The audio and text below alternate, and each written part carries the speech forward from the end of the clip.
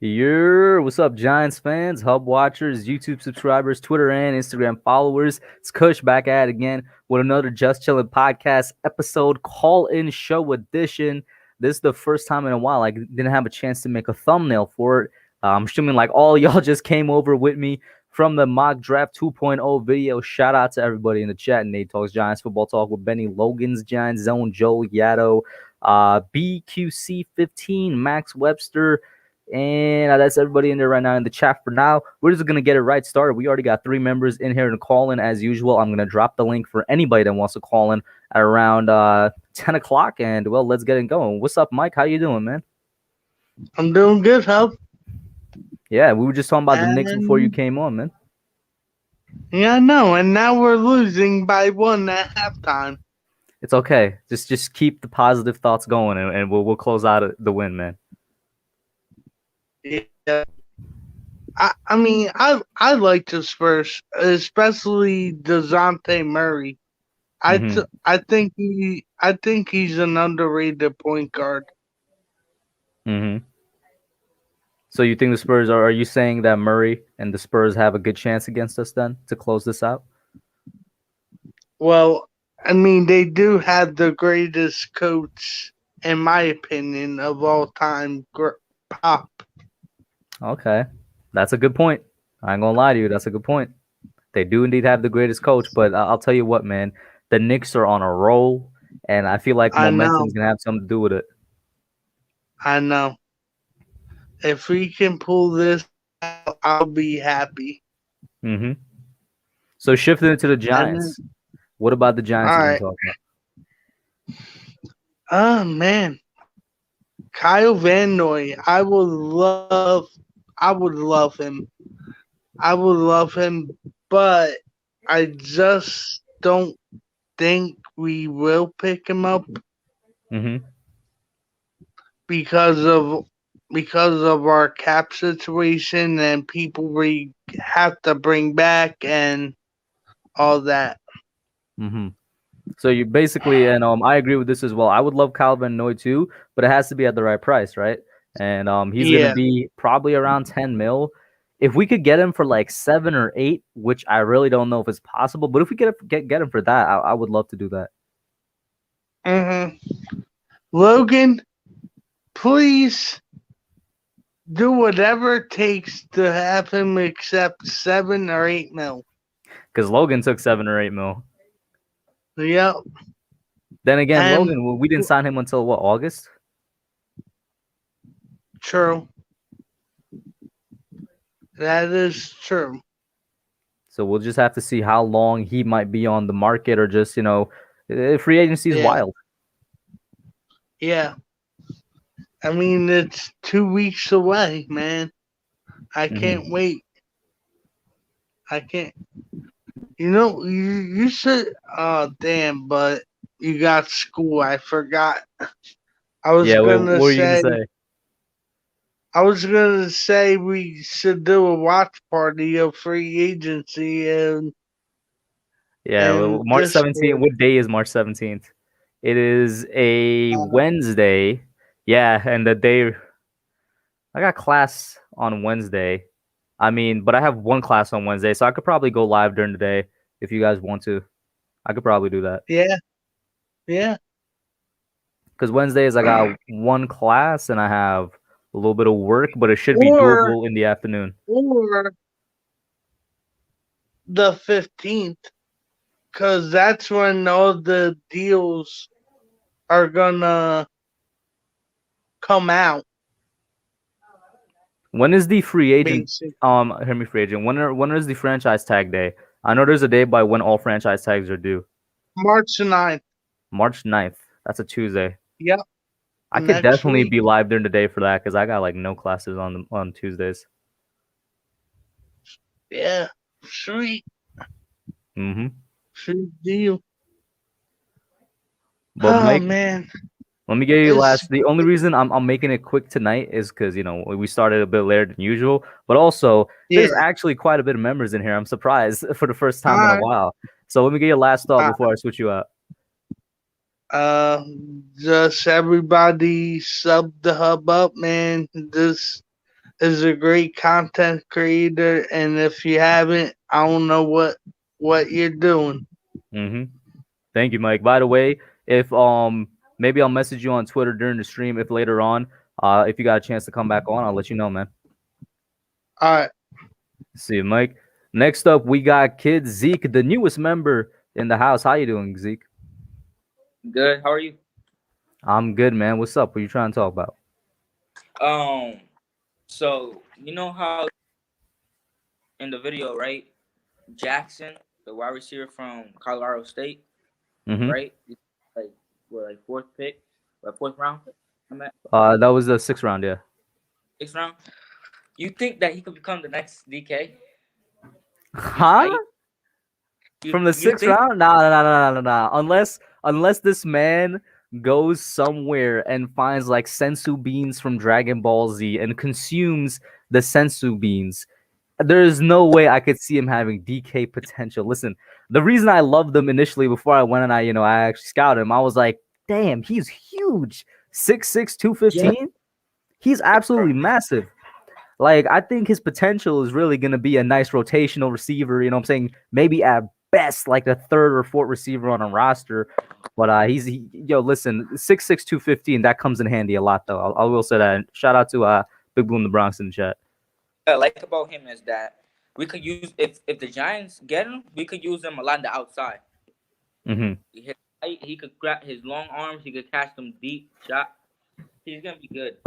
He's gonna be good. Good player. Bro, not Trust. only on the outside, in the red zone, sometimes, like, bro, at that height, and it's not, he has a good vertical. It's almost as if you just toss it up and you high point the ball, he's gonna be like the only one that could go up and get it. Yeah. Would you I got a good question. What you think about Will Fuller?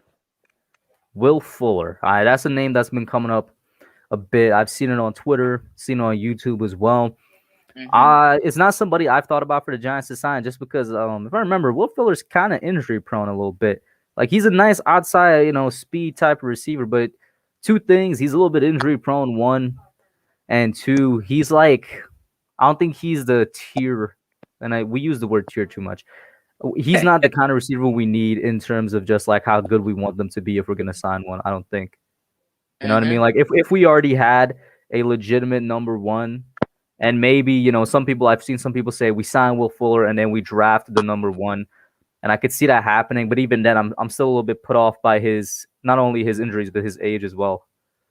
Yeah. The thing is that you think that since Jalen Waddle had his ankle injury, you think that could affect that in this year? I think it's gonna affect where he gets picked a little bit, just because. And Joe Yado, who's gonna be on here in a couple callers, he's brought up the fact that we're not sure, we don't have official information yet on how much he's recovered. That's a good point. I still think that he's gonna recover just fine. You got to keep the worst case scenario in mind though, just because you want to be prepared for everything. I still think he's gonna be prepared just fine. He's gonna recover just fine. But I think for sure a couple of teams that were maybe on the fence on Jalen Waddle because of the injury are like maybe we'll pass on him and take somebody else. Yeah, but people don't like some. I be seeing on Twitter, some people don't want Waddle because they say that he's not gonna, be a good outrunner. But for his speed, he could create separation. I agree. He's Right? extremely fast. Yeah, he could. I I believe he could be the next Tyreek Hill. He could probably. and yeah, and shout out to Diggy. I'm not sure if Diggy's in here, but Diggy did a video literally saying Jalen Waddle is the next Tyreek Hill. I definitely see the comparison. I personally think he has the potential to be better because he's coming out way more polished as a receiver than Tyreek Hill did when Tyreek Hill was coming out. Like Jalen Waddle, like the speed is almost a plus to him just being a really good wide receiver. Like at first and foremost, his fundamentals are there, technique is there, and then you add on that super speed that he has, and that's what I like about him so much. Yeah. What you think that his 40-yard dash, like it could be like a 230? I'm at 430. What you think? If he was 430? healthy, if he was completely healthy, I do think he's running like like a 4.3, a 4.2, 4.3 type of thing right there. Yeah, because his ankle. That's why. Probably because Mhm. his ankle injury. Probably to have like the 440 sign. But I seen it. I seen that right with Rashad Bateman. They said that in college he had a 4.39. Mhm. You think that would be pretty good for maybe for his height? That 6'3". Well, Bateman. Well, first things first, right? The 40 speed. Don't put too much weight into it. Now the thing we got to look at with speed is how fast they are during the game speed, right? And Bateman is fast during the game. He has speed to him. The great thing about Bateman is that he has size, both in terms of height and weight slash muscle mass, and he got good enough speed to go with it. And once again, as a wide receiver, he's just really good as well. Yep. People be saying like people don't want Devontae Smith because his weight. Mm-hmm.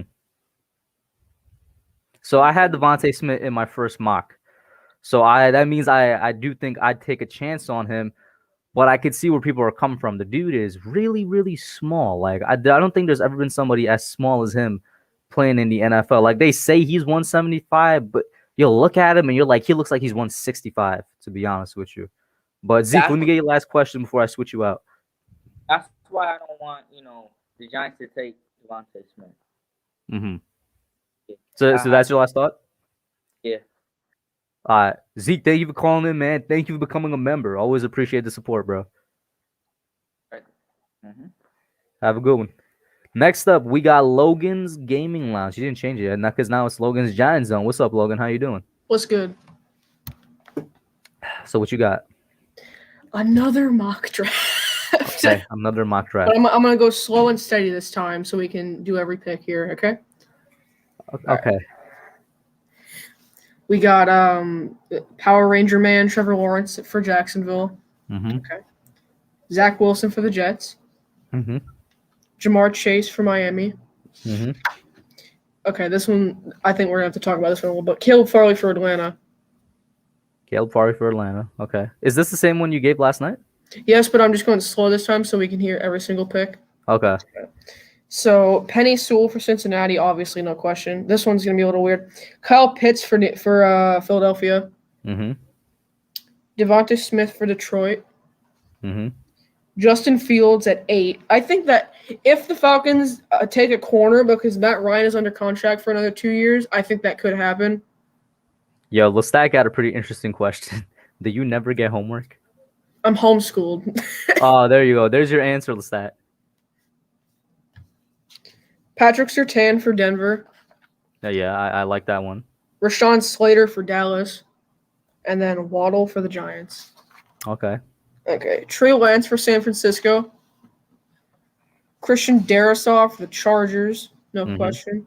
Pay for Minnesota. This one is weird, but I love it. Micah Parsons for the Patriots. Okay, so they take a chance on him, yeah. They've taken those interesting players before. Well, interesting players before. Yeah. J.C. Horn for Arizona. This one's weird, but let's face it, the Raiders are this stupid. They're going to take Greg Rousseau. Greg Rousseau to replace Cleveland Farrell. That's going to be interesting. Sam Cosmi for Miami to protect Tua. KB's favorite quarterback in NFL history, Mac Jones for Washington. Who? Mac Jones. Okay. Rashad Bateman for Chicago. And by the way, if all 3 receivers are off the board, I'm now perfectly comfortable taking Rashad Bateman at 11. Okay. After his pro day. I see you like the 40 time. I don't really care about 40 time, but I've always just thought he's a top. I honestly value him more than Devontae Smith. I can see that. A lot of people are saying that now that Bateman is wide receiver 3 instead of Smith. And I know this is a controversial topic, but I don't think Devontae Smith is going to last in the NFL if he stays as skinny as he is. Well, David AV, for example, said earlier in the chat that he could put on weight in the NFL. But he's like, people list him at 175, 160. I think he's even lower than that. Have you seen this guy's chicken legs? Nah, I don't think he's lower than 160, but I definitely think he's lower than 175. I think he's on 165. People say you can put on weight. The problem is you can't put on 35 pounds. And then Kadarius Toney to replace T.Y. in Indy. Mm-hmm. Azeez Ojulari for Tennessee. I love this pick. Najee Harris for the Jets. Mm-hmm. This could be another controversial one, but I like it. Liam Eichenberg for Pittsburgh. Then Jalen That's not Mayfield. controversial, by the way. I could see that. Jalen Mayfield for Jacksonville. Awusu Koromela for Cleveland. I like that. Mm-hmm. Terrace Marshall for Baltimore. They need a receiver so bad. Nick Bolton for New Orleans. Let's see. Tevin Jenkins for Green Bay. Mhm. Etienne for Buffalo. I love that. Elijah Vera Tucker for the Chiefs. And Joseph Osai for Tampa Bay. That's a really good mock. Yeah, and I that's also have a really good mock, second round. which we're not going to go over. Yeah. Okay, we're not going to go over that tonight. No. Okay, bet. That was a really good mock, though. I like that one. You said the Eichenberg one was probably going to be big controversial. I could see it happening. The Steelers really need help all over the offensive line. And the Farley at 4, which may be a bit high, but like I could see that happening too. Yeah. Yeah. I think the Falcons just need defensive help all around. Mm-hmm. The Falcons need help all over their team, not just defense. Legit all over, but I think they need defense more. And I also think Matt Ryan can be serviceable for another 2 years. 2? Okay. You're the first person I've heard say 2 instead of just 1. So that's interesting. Is there going to be any good, really good quarterbacks next draft? I don't know. I haven't started looking at next year's draft yet. Yeah. So that you asking the wrong person there. Maybe Nate knows. When Nate pops on, he'll say. Or maybe somebody else in the chat could pop in if there's already any quarterback prospects that they're looking at for next year. But yeah. And I had another few questions. If it was between Asante Samuel and Chaz Surratt, who are you taking in the second round? Oh, this might be an unpopular opinion because I think I'm the only person I've heard say this. I view Asante Samuel as a slot corner at the NFL level, so I would go. I agree with that. Yeah. How about this? If it was between, would you take Eric Stokes in the second round? Yeah, I would. Yeah. If it was between Eric Stokes and Chaz Surratt, who are you taking? Yeah. Either pick would be good for me, to be honest. Yeah. Like I would take Stokes, I would take Surratt. Yeah, either pick would be good for me. Some people think Chaz Surratt is not going to do anything in the NFL because he's only been playing linebacker for 2 years. In his first year ever playing defense, what was 115 tackles? 115 tackles. 6.5 sacks. 6.5 sacks. A forced fumble, an interception, and a fumble recovery. Yeah. Yeah. So. Yeah. No, I love Chaz Surratt. I think those are one of the players that if he's there and the Giants take him, he's like one of those perfect fits for the Giants, in my opinion. Mm-hmm. I could be completely wrong, though. But as of right now, that's where my opinion stands. I was going to say, let me get your last thought before I switch you out. Yeah, I like him more than any other linebacker in the class except for Micah Parsons. So you better hope Micah Parsons' allegations are false, my man. But yeah, Logan, thank you for calling in, bro. Good night. Peace. Next up, we got the bearded one, Joe Yato. What's up, Joe? Hey, guys. How y'all doing tonight? We all good. How are you? All right. Hey, guys, remember, use that discount code HUB for 20% off your Manscaped products with free shipping. Yeah. Because nobody likes a hairy ice cream shop. So what you need to do is you need to keep your custard launcher just as clean as the ice cream shop does. That's the best one I heard from you. That's the best one I heard from you. Well, I kind of felt bad because last night I didn't have anything to go out with, so I had to come in with something with fire in it. You know, that was pretty good. Did you come up with that on the spot? No, actually, I thought about that one for a little bit. Trying to get stuff to rhyme is really hard, but just off topic, real quick. End of the month, Godzilla's coming out. Still amped up for that? I am. I didn't know you were. Oh, dude, I've seen every Godzilla movie there is, probably 6 times. I am so excited for that movie. I am so excited. Did you hear the spoiler? Mechagodzilla is going to be involved in this. Bro, have you seen the first trailer? The very first trailer they released, Mechagodzilla is in the trailer. Yes, it is supposedly like Kong and Godzilla battle it out. And dude, I am 100%. I'm very excited for this. I'm very excited. Are you Team Godzilla or Team Kong? Oh, Godzilla all the way. Thank you. Team Me too. Godzilla all the way. I'm Team Godzilla. I remember when the first trailer came out, I was just posting memes after memes about Godzilla versus Kong. Oh, when I saw that was coming out, I've been waiting for the last 2 years since King of the Monsters when they started. I love King of the Monsters, man. King of the Monsters was so good. If anybody never saw King of the Monsters, just go check it out. Even if you're not going to watch Godzilla versus Kong, it's a good movie. Hey, let's talk a little bit about Pat Flaherty. There's our new offensive coordinator / consultant. Now, the last time when he was on the Giants, remember all that talk about how everyone thought Eric Flowers was going to be a decent left tackle? Mm-hmm. Well, Flaherty was the coach for Flowers that He last was. year. I think he was our coach until 2016, right? Yes, and then he left, and then he got, he went and got fired or whatever it is. That gives me a lot of hope because now we've got like 2 or 3 O-line coaches. So we're gonna have think about that for a second. We legitimately have a lot of offensive line like coaching talent on the roster right now. Right, so that's looking like we're going to have like the inside linebackers coach, outside linebackers coach. Now we're going to have a coach for the tackles. We're going to have a coach for the guards. We're going to have a coach for the center. And then those 3 guys are going to probably rotate so that nobody sees the same guy each time because everybody's going to take a different point of view off of that as to how the player's progressing, what he needs to work on. I'm feeling a lot better about how the offensive line and how these guys hopefully come into shape and everything on the team. I completely agree with you, Joe. Because why is my it's blanking right now? Rob Sale. When we first got Rob Sale, I was very, very excited, and now you add Pat on top of him. It's like, how excited do you want me to be? Well, Flaherty was also at Penn State with Coach Chaos. Now, even though they were offensive and defensive, they were still on the same coaching staff.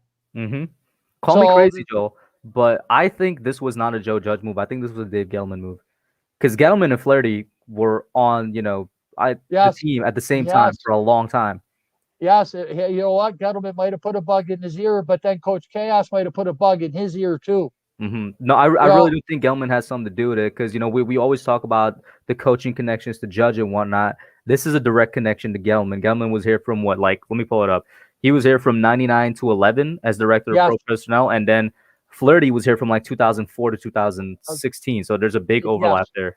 Yes. No, but still, I mean, we're looking at the past, and they say don't repeat history. Those who fail to learn history repeat the past or whatever it is. However, we're looking at a past that is just filled with excitement because we're comparing Judge to Coughlin and to Bill Parcells. We're seeing a lot of this fit scheme and the direction they're going and how the coaching staff's getting elevated so that if one guy's not doing his job, well, there's going to be somebody underneath them that is going to do their job. And we thought that with the offensive coordinator position as well. Now it's there for the line coach too. Yes. So, things are looking up. I got a lot of confidence and everything in the team and the O-line now. And so maybe, we don't have to look at a first round lineman like I have been saying that we should at least look at. I mean, maybe 3rd or 4th round or even in the later, or I think I really do think 4th round would be the sweet spot to get, a guy that's going to be both like depth and can potentially start in case of an injury or something like that. I feel like 4th round would be the sweet spot. Yeah, because now the biggest question is what's going to happen with Solder. Yeah, that unfortunately, are we going to cut him and free up the money? Zeitler, are we going to restructure him or are we going to let him go? So there's still a lot of questions marks, but I got a lot more confidence in this offensive line coach. You're a lot more comfortable now too. Oh yes, I have to say I'm a lot more comfortable because now I got more faith in the coaching staff that's going to develop these players, that has the skill to develop. It also means you trust whoever they're going to bring in and where they're going to bring him in, I assume. Hey, listen, that line in 07 that Eli was behind, I mean, this is the head coach. This is the guy that was responsible for those guys learning different positions and getting their heads out of their butts and learning what it took to be an offensive lineman for the Giants and having Jacobs and oh man, I can't think of his name. Earth, Wind, Fire, Jacobs. Yes, Earth, Wind, and Fire. I mean, those guys ran, and that's how we put games away. So things are starting to really, really, really look up.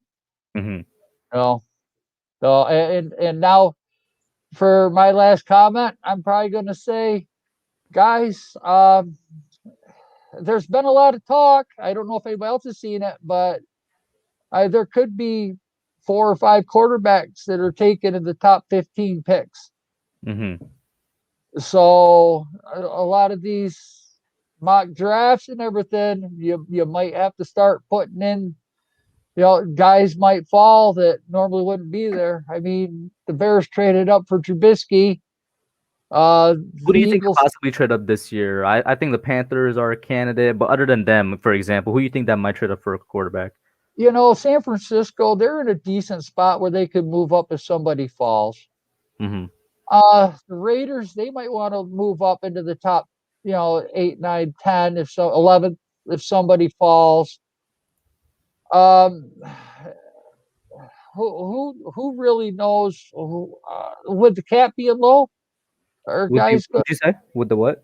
with the cap being so low, a lot of these guys aren't going to be able to go out onto the market and grab one of these guys.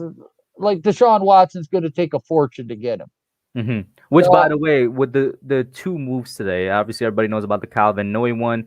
That freed up around 9.7 mil. People are saying, and this is true, I said in my video, it is definitely true that it could be a move to get a quarterback. But I also said people forgetting Miami needs one of those receivers, and that could be a move to just free up space for A-Rob or Kenny G. And then the Jets made a similar move later in the day that freed up around $8.5 million, and both of those same scenarios apply, I think. Yeah, then the one guy from Tampa Bay, he's going to be available too. I could see him on the Dolphins. Godwin? Godwin, yeah. Yeah, so this is true, but nobody's really going to be able to. I mean, if you look in our division, like Washington, they get a quarterback and an offensive left tackle, they're going to be scary. Mm-hmm. I mean, they got that defensive front that's good, second year working together. I mean, that's the team in our division that I'm afraid of. The Washington is legitimately a threat, yeah. Yes. But I mean, could you see Washington moving up to 12 for Mac Jones? 11? Well, I can see them moving up. I just don't know how far they would move up. Right. So, I mean, if you think about it, I mean, Deshaun Watson and Mahomes, they went 11th and 13th, 12th and 13th, so right in that area. Mm-hmm. So, I mean, that might be where we start seeing all the moves that are, I need a quarterback, because that's the most reached for position.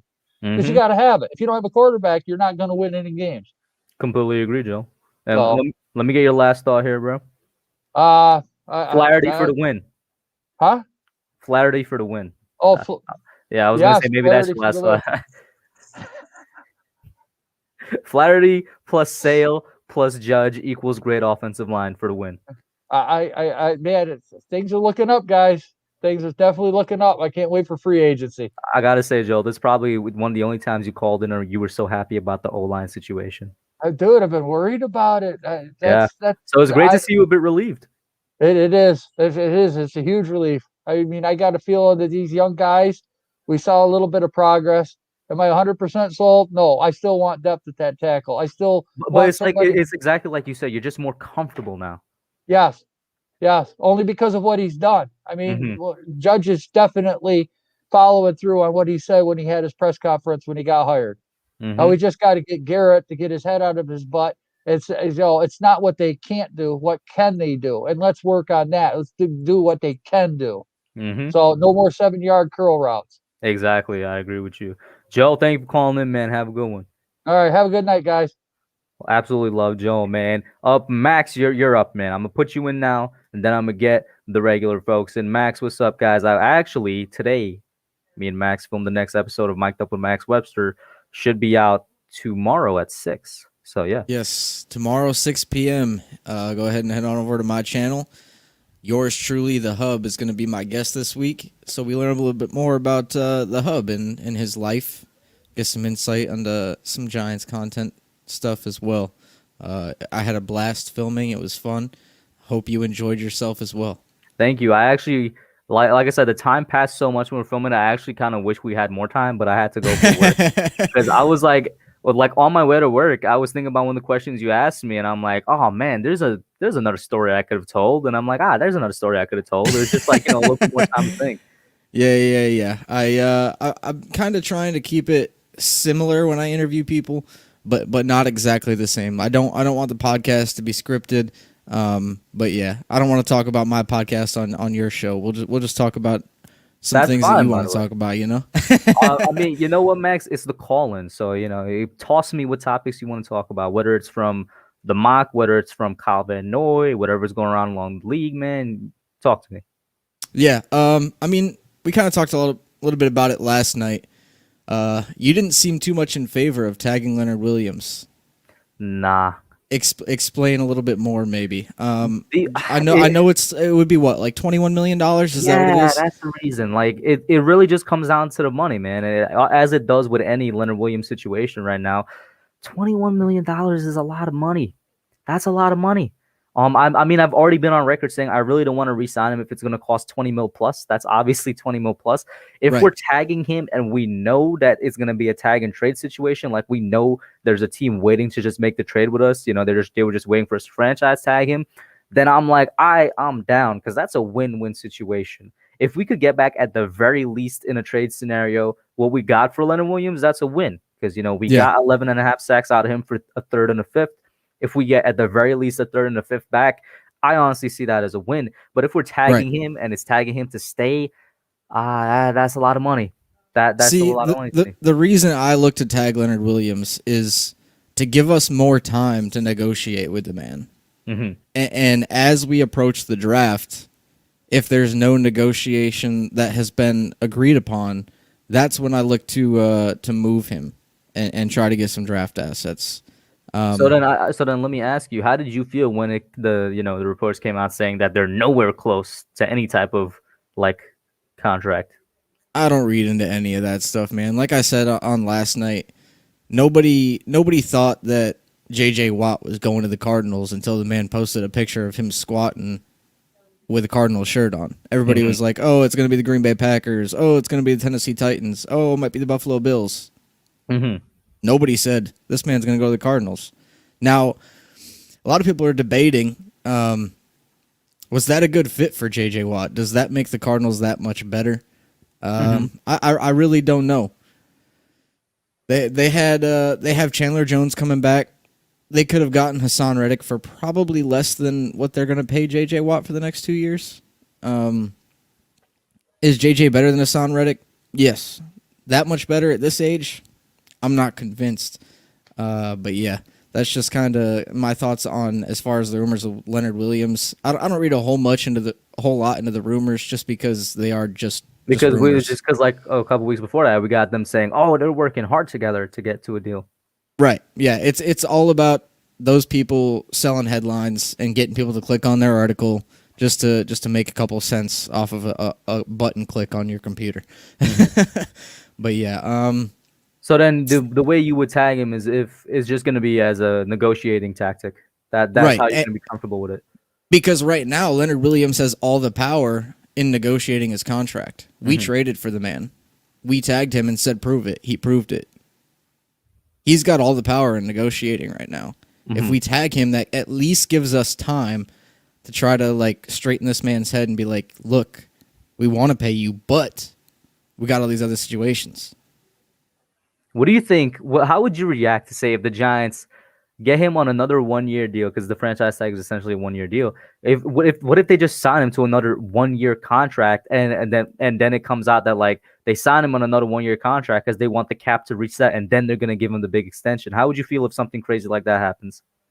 I don't know that Leonard Williams signs a 1 year contract, but in that situation, I wouldn't be opposed to it because we could have this conversation once again next year. Mm-hmm. If you sign him to a 1 year contract worth 16 and a half, 17 mil, to tell him, hey, look, next year we're going to pay you a little bit more, and he's willing to sign it, I'm not opposed, just because if he didn't put up the same numbers he did this past year and have the same type of impact, then I look, hey, it was a fluke, and we move on. Mm-hmm. But if he puts up the same numbers, then I'm okay with paying him that bag when all the ad contracts catch up to the cap space. You know what I mean?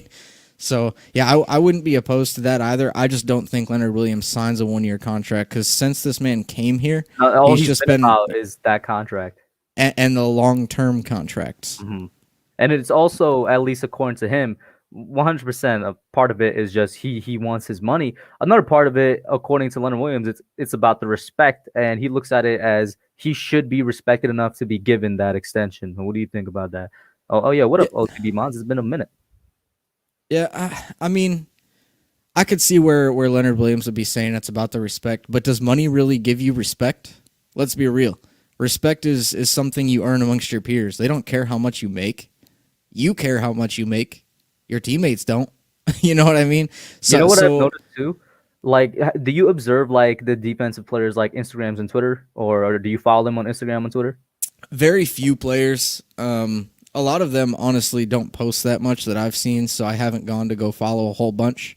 But go ahead with your thought. I'll hear what you were going to say. So basically, the defensive linemen and even some of the linebackers, particularly Blake, but the defensive linemen like Dalvin, Dexter, and BJ Hill, they're all really close. Like they all play COD Warzone together. By the way, guys, Dalvin Thompson started up his gaming channel. Go over there, sub up to Dalvin Thompson, because why wouldn't you sub up to Dalvin Thompson? It's on YouTube. He has his first video up. He was playing with, I'm pretty sure, Dexter Lawrence. I heard Dexter Lawrence's voice in the background. I think the other guy was probably BJ Hill. Anyway, getting back to the point, they're all very close, and they even interact with Blake, at least through social media on Twitter and stuff like that. They joke around. That's why I like the defensive camaraderie. They can joke around with each other. They can have fun. I never see them interacting with Leo like that, and I never see Leo interacting with them like that. Do you think we should read anything into that? Maybe, but probably not, because during the season you hear how much like Dexter and Leo are like bros, but on the Talking Giants podcast, they mention like what players are doing in their off-season time, whether it's going to, this resort and riding dolphins or celebrating their birthday in Tahiti or whatever, right? And every time they mention what Leonard Williams is doing, this man's just spending time with his brother, doing things. Like this past week, he went out and did some stuff with his brother again for like the fourth week in a row. Like paintballing or something, yeah. Yeah, something like that. So maybe Leonard Williams is just valuing the time with family during the off season. I don't know that Leonard Williams is a gamer, Mm-hmm. I know that a little while ago, Sunday let me know that OBJ and Saquon were playing Call of Duty together on OBJ's YouTube channel. So, I mean, players do hang out, that's a fact. But I wouldn't read too much into the fact of the articles in the offseason not alluding to the fact that Leonard Williams is part of the group, because during the season and all the post-conference interviews, it's all about at least how close Leonard Williams and Dexter Lawrence are. And Leonard Williams has nothing but good things to say about Dalvin Tomlinson as well. Like anytime they ask him about how did you get this pressure here, or tell us what happened during this play when that led to that sack, he's always like, look to the right of me or the left of me, because Dalvin was doing his thing that opened up a lane for me to go. Like he's always giving credit to the people around him. But yeah, that's just my opinion on that. Real quick before I let you go, I hope that's what is in his mind when he's saying to himself, I should stay here because I work great with these guys and I fit so great here. Yeah, I hope so too. But like you said, since he's come here, and like I said too, he's been all about that bag, and he's going to be all about that bag for a long time. He's not going to be about a bag for a year to open up next year, I don't think. If that's the case, I'm open to it. If not, he's hunting for a long extension. Yeah, and I don't think before free agency there's a deal. But like I said, that's as Dave Gettleman, I look to go, okay, we're going to tag you, we'll continue negotiations. And if that happens and Leonard Williams says, all right, I have no interest in negotiating, or I'm going to sit out this year if you tag me again, then I go, okay, you're on the trading block, see you later, here's your tag, and then I get what I can. Mm-hmm. Max, thank you for calling in, man. Have a good night, brother. Pleasure. Yeah, you too, man. Same thing I said to Mike. If later on there's nobody else, I'll pop you back in, man. For sure, bro. Peace. Next up, we got Nate. Nate, what's up, bro? How you doing? I'm right. Had to unmute there. How you doing tonight? I'm fine. Rocking the Wayne Train shirt, just chilling. All right. I mean, I'm repping the American flag, so I'm kind of putting you to shame right now. So that's kind of true. Yeah, it is what it is. Lie. I like the mock draft though. That was nice. Thank you. I would say with you, I scored 5 out of the 6 picks that you liked. Yeah. I mean, I gotta be honest.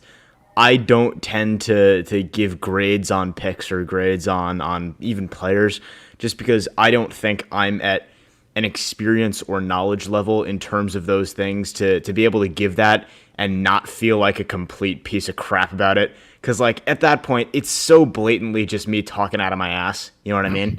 All right. How about this? Without you doing that, if there is a way, full disclosure, I want to know what you thought about each pick. All right, so let's go one by one. Starting with Jalen Waddle. Excellent pick.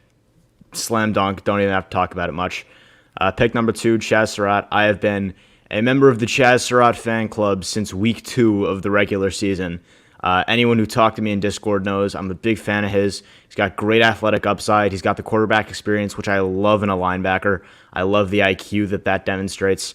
I think he knows how to attack the football. I think his skill set is versatile enough to play in a Patrick Graham defense without doubt. I just really like him as a prospect. So if we got him, I would be psyched. I remember just the roller coaster of emotions this year as his draft stock went up and down and up and down.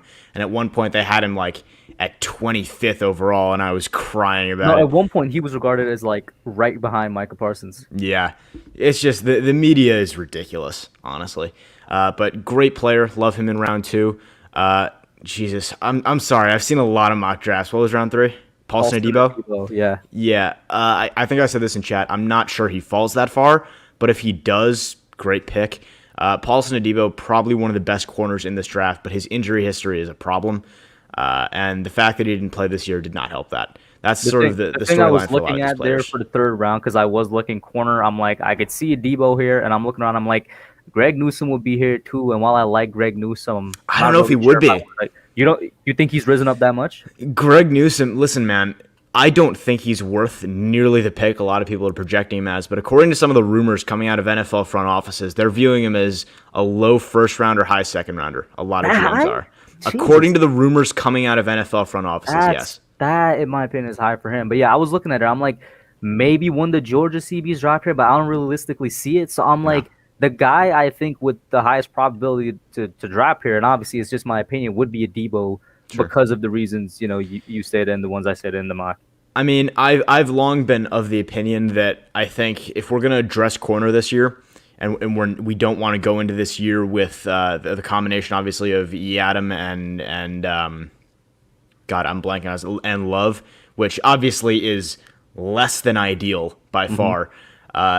I think it's got to be either a low-end free agent or a top 2 round pick, because after the 2nd round, the corners in this class just dip off so severely in terms of upside, in terms of certainty of like the floor. They dip off tremendously. So I think if we're going to address the corner spot, it's got to either be with a cheap guy. Good question, Edward. Oh, yeah, we can. Is he not already off the team? No, he's still technically on, but he will not be to start the year. Okay. It's a few $1 million, I know. If we're not going to go out and sign a cheap guy, I think it's got to be a guy in the 1st round like Caleb Farley or Patrick Surtain, or a guy in the 2nd round like an Eric Stokes. And I think if you start gambling on 3rd round corners, it's almost less worth it, considering you have other needs that you can address in those rounds and have better ideas of what they're going to become, if that makes any sense. I kind of understand what you're talking about for sure. So, like, to make that comparison, if you're looking at different positions in the 3rd round and you're looking at some of the receivers that are on the board, for instance, some of them are a lot better just as prospects to me than some of those corners that are on the board in the 3rd.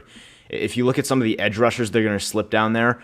Obviously, they're in the 3rd round for a reason, but I would take a guy like Hamilcar Rashid over some of the guys in the 3rd round as corners. Whose name is slipping my mind. The other Pitt edge rusher. What's his name? Yeah, Rashad his name's Rashad Weaver, that's what it is. He's not a great fit for us, so I wouldn't really be excited about that, but it's possible. He would sort of be a really, really, really, really discount Leonard Williams replacement. I think just overall, you look at the positional value there, I'm not a fan of corner in the 3rd. But again, if Paulson Adebo was there in the 3rd, different story. Yeah. And I already know one for sure. I knew as I was making the mock, I'm like, some people are not going to like this because it is a repeat pick from the 1st, the Ronnie Perkins one in the 4th. And sorry, before we get to Ronnie Perkins, Big Blue said, Ifeatu Melifonwu, and I'm sorry, if you think he's going to be there in the 3rd round, you have lost your mind. I'm sorry. He has to mean in the second for sure. Okay, sure. Has to mean in the second. Yeah, absolutely.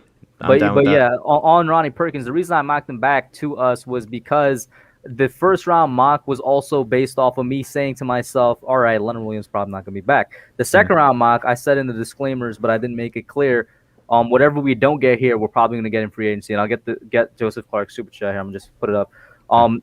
Whatever we don't get in this draft for the second round, we attack in free agency. Which is why when people were asking where's the guard depth, I'm like, we probably got that in free agency, which isn't a surprise because we got our backup center in free agency. That's a tough thing to look at in terms of offensive line depth because it is just so hard to look at those guys, the kind of guys that you never hear rumors about because rumors. Excuse me, sorry. I'm trying not to sneeze here. The rumors that you always hear in the NFL are about the flashy guys, the position guys, and that's where we get most of our information about where we think guys are going from, because that's basically the only source of information we have. You never hear that about guard depth players. That's just not a thing that happens. So it's impossible to project where those guys are going to go to me. It's almost entirely a guessing game. 100%. So for me, it's tough. And I think in terms of offensive line depth, I think free agency is not a bad way to go so long as you're doing it with the clear intention for depth, because I don't believe in getting starters in free agency on the offensive line unless the perfect situation is there. But in general, offensive line comes in the draft, dude. No, I'm with you 100% in terms of getting starters there. That's another reason why I'm like I would be comfortable signing like a veteran guy that has been like just there as a backup. Shout out to Joseph Clark for $2 super chat. He says, would you consider Bateman over Smith? Good question. Really been heating up over the past couple of days. I would consider it. I'm still not sure if I would do it yet, but I mean, I've been considering it. If you've been watching my Friday night mock draft, I've definitely been considering it. Sure. Yeah, this is a cards on the table moment for me. I'm gonna just be really honest with everyone in chat right now. For a long, long time, the position I held on these receivers was that Jamar Chase clear-cut number one to me. And then I thought that Jalen Waddle was a better receiver than Devontae Smith, but I liked Devontae Smith to the Giants better because I thought he'd translate better as an outside receiver. Now, I still kind of view Jalen Waddle as a guy that the most effective reps you're going to get from him will be in the slot. A lot of people disagree. We'll see. But in terms of Devontae, my opinion on him has been falling a bit just the more I think about it. And the more I consider this, the less I just like his value at that high place in the first round. Just because I think his bust potential is a lot higher than the other two in that top tier. Just with the injury possibilities, obviously, everyone loves to harp on that. And I understand, guys. Believe me, I am not completely ignorant of the amount of skinny wide receivers that have found success in the league. But there's a reason. I legitimately believe they list him heavier than he is. Yeah, just looking at him. There's no doubt. But when you look at guys like that, those are the exceptions, not the rule. So when you're looking at that and you're going to bet on Devontae Smith to be an exception to that rule, I don't love it. Versus Rashad Bateman, who I think is a lot more certain as a guy that I think we can pretty clearly pick out to be a good receiver in the league. I think his floor is very, very high. I think just his mesh of all the tools he has. In baseball, we call prospects 5-tool players. He is the equivalent of that in football as a receiver. But would I take him over Smith? Probably not. I think the order of scenarios I would rather have happen if, say, Devontae Smith is the last receiver on the board at 11 would be trade back a few picks to get Rashad Bateman, then Devontae Smith at 11, then finally Rashad Bateman over Devontae Smith. Those are probably the options I'm considering there. I completely agree with you. In fact, I had a comment on the mock draft, like literally, it just finished. But when I was looking at it, I think it was from Robert, who's been a longtime subscriber of mine. Sure. He said he would really want to trade back from 11 to 12 or 15 and then get a wide receiver like Bateman And Yeah. I was like, I'm all for that too as well. But there's a reason I called it the no trades edition. Like, it's in the title, no trades, you know? Yeah, and first off, before I even get to what I want to say about trading back, I should point out that for everyone that sees mock drafts out there that have in the title mock draft whatever .0 no trades and gets frustrated and says, but I want my team to trade back. Okay, you try doing a mock draft the entire way through the first round with every possible trade scenario and then tell me just how realistic it looks on the other side. That there's a reason that trade backs don't happen very often in the league, and it's just that these teams don't like that much friction. You know what I mean? And I think when you try and do trades in a mock draft, what ends up happening is you throw a couple in there, and every single time you make a deal like that, there's always, invariably going to be some team that has fans that come, well, we would have traded more for that pick. Or the fans of the team that traded said, well, we wouldn't want to make that trade. And if you're going to get on us for making the trades in the mock draft in the first place, don't be surprised when we don't do it at all. Mm-hmm. And then also, the one thing I do want to say about just trading back in general is I think it's a lot easier said than done to a lot of people. And just like you said, would it be incredible to trade back to 12 or 15 and then grab Bateman there? Yes, absolutely. Oh, yeah. Also, anytime in the past when I've done my mocks for 2019 and 2020 and I had a trade, I just got roasted to like really? all types of planets and back because they're like, it's unrealistic trade. I'm like, hey, yo, I'm really about to stop doing these trade mocks. Sounds about right. Let's finish up on. Let's go Sure. to. I think it was what's his name? Guy out of CSU, Warren Jackson, and then the last pick in Cole Van Lannon before I switch you out. Right. Okay. So Warren Jackson, I have not watched as much film on as I would like to. I have said for a long time, I am not in the business of making takes that are uneducated. I don't believe in it. I think if you make a take and you're wrong about it, that's fine, because it's an honest belief. It's an opinion. We're in the business of opinions. But if you're gonna come out and talk about stuff you don't understand, and you're gonna just try and bullshit your way through it, it's just not good. You're taking the integrity away from it. You're taking the quality of the content down. So for a long time, I've been hammering on about that. But Warren Jackson is a guy I don't know a whole lot about. But after I saw him in your mock, I did watch. I got about like halfway through a game of his. Oh God, who's it? I think it was against like Wyoming or someone. Good receiver. Definitely makes sense at the value he's there as. I think. I heard you talking about this in your mock. You were talking about the fact that he needs more agility, he needs more lateral quickness, that kind of stuff. Problem is, a lot of that stuff isn't really coachable. When you're talking about just physical ability and natural talent, that's usually one of the only things that you can't teach. Which is exactly why he's in the 6th. Right. And you look at Devontae Smith and Jalen Waddle, and the reason they're as incredible a prospects as they are is because every year you're going to hear a draft analyst say, you could make a drinking game out of this, I swear. Every year you could drink a shot every time a draft analyst says, you can't teach that. You can't teach speed like that. You can't teach movement like that. Every single time a player is drafted as a receiver, it's going to happen. But they're right. You can't teach that kind of stuff. So I think Warren Jackson, good player, solid depth, solid red zone target. I mean, 6'6". Yeah, that's definitely a solid red zone target. Good value there in the 6th round. That's what I'll say about that. I like the pick. And Cole Van Lannon, if you do know him.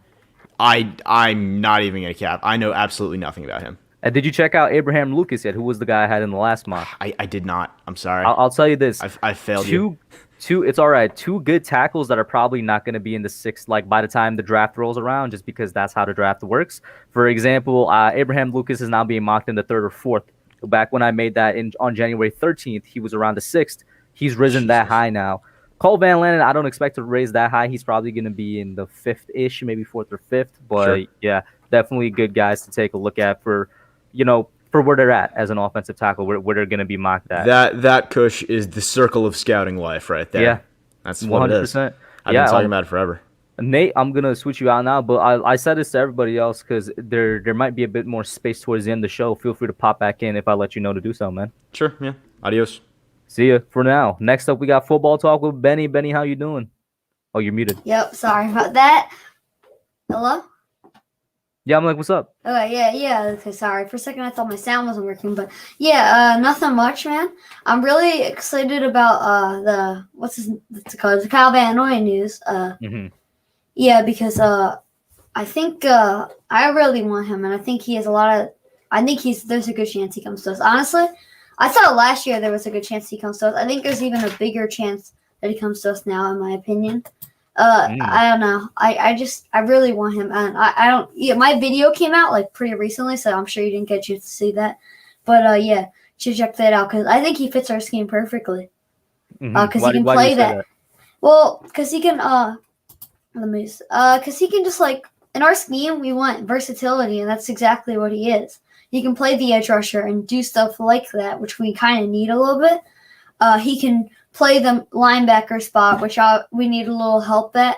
And then, like, what I really like about if we sign him is the fact that if we get him, then say we want him to play some edge rusher, then we can still put Tate Crowder on.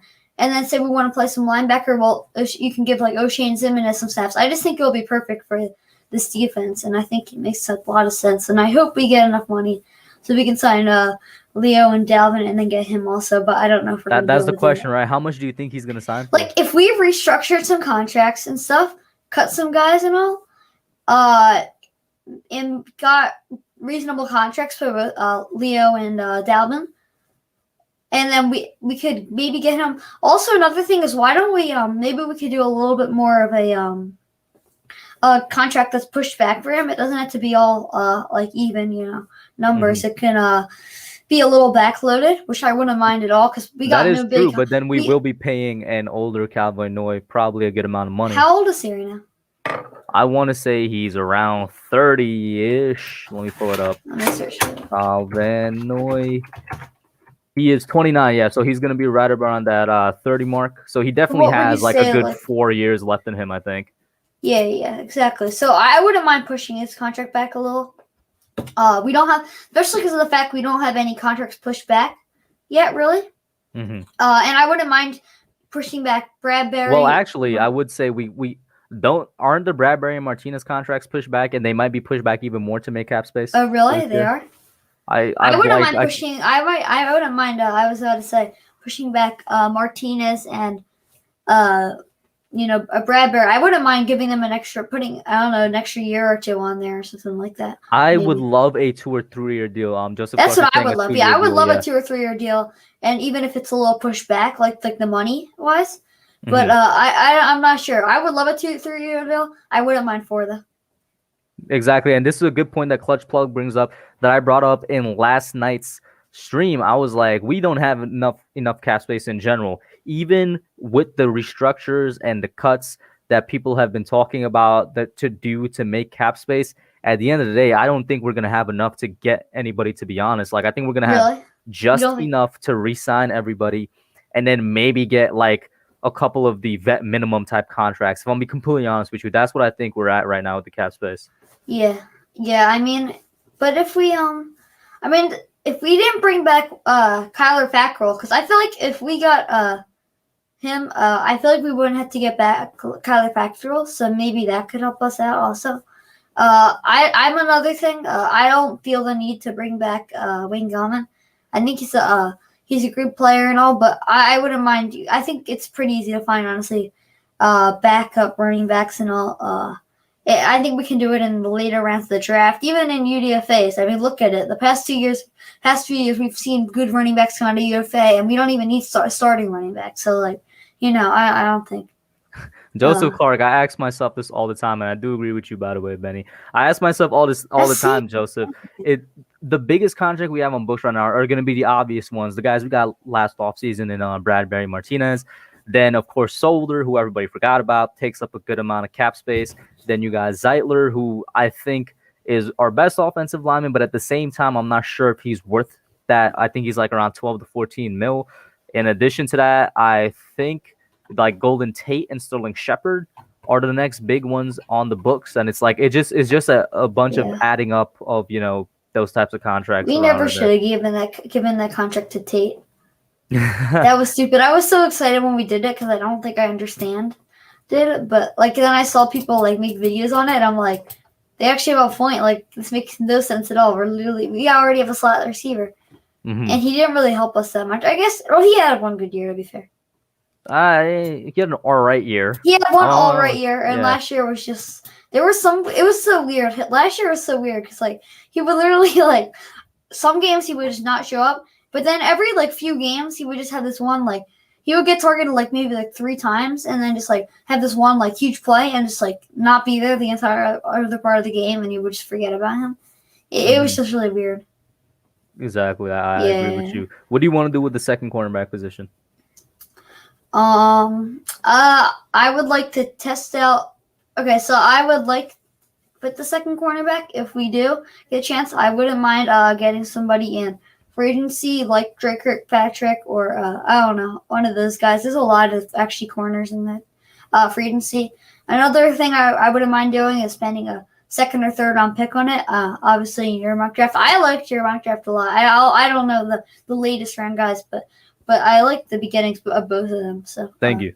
Yes, and yeah, I like I think we could do, the second round pick or a third round pick. It really just depends how the board is going. Here's the thing. I don't want to spend an edge rusher with the third round pick or a fourth round pick, so I would probably try to I would hope to get the corner in the third round. And I would hope honestly to get go first and second round both be offense, but I don't think it will happen because in the second round there's not going to be a tight end worth it, in my opinion, unless it's Pat Fryermuth, but I don't think he's going to get there. I mean, one thing that I like you guys said, I would not mind at all packaging Ingram, maybe a future pick, and the second round pick for because and then trading up towards the end of the first round to get a Pat Fryermuth, because I really think Pat Fryermuth fits our scheme perfectly. And if we get a good receiver with that first round pick, the first round pick we already have, and we trade up for Fryermuth, I think that instantly makes it way better. If there's any way at all, I don't even know how it's possible. If it's the way you just said, or just any other way that we somehow get Pat Fryermuth, I'm loving it. I'm on board with it 100%. I mean, I almost wonder if we could, but that wouldn't make any sense to trade down that far. I mean, that's really far. Yeah, no, like Joseph Clark's saying right here, if we could get somehow, some way, by the magic grace of God, trade down, get Fryermuth in the back of the first, and then still get a really good receiver in the second, I would be down for that. I would be down for that. But yeah, Benny, let me get your last thought before I switch you out here for the champ, man. All right. Oh yeah, the last thought. Would you mind? Say we do say we have some cap space. Say we choose not to sign either Leonard Williams or Dalvin Tomlinson. What do you think about Kyle Rudolph for a 1-year contract, maybe? If we don't get either Tomlinson or I mean, if we technically, if we have money and stuff like that, and we're in a position, would you want him or? Nope. Really? I don't want him no matter what. Nah. Wow. Kyle Rudolph isn't even on my radar, to be honest with you. I just want a tight end. Do you want any tight ends in free agency? No, I'm not looking at any tight ends in free agency. I'm trying to think. Do you know any good draft tight ends? Not naming what's his name, Fryermuth and Pitts, because I really want to tight end. I haven't looked at it, because I'm be honest with you. As much as I don't really like it, the best situation for the Giants to do the tight end position is just let Evan Ingram play out his 5th-year option, because it's not that bad, and then just figure it out next offseason.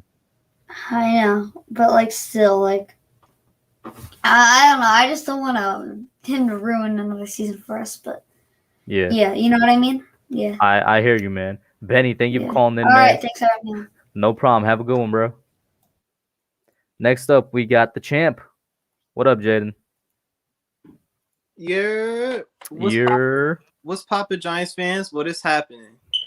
We here. What's up? Nah, I like the mod drive you put out. Thank you. All right, we could go by each round. I like the first one, Jalen Waddle, even though I like corners, but I went my Jalen Waddle.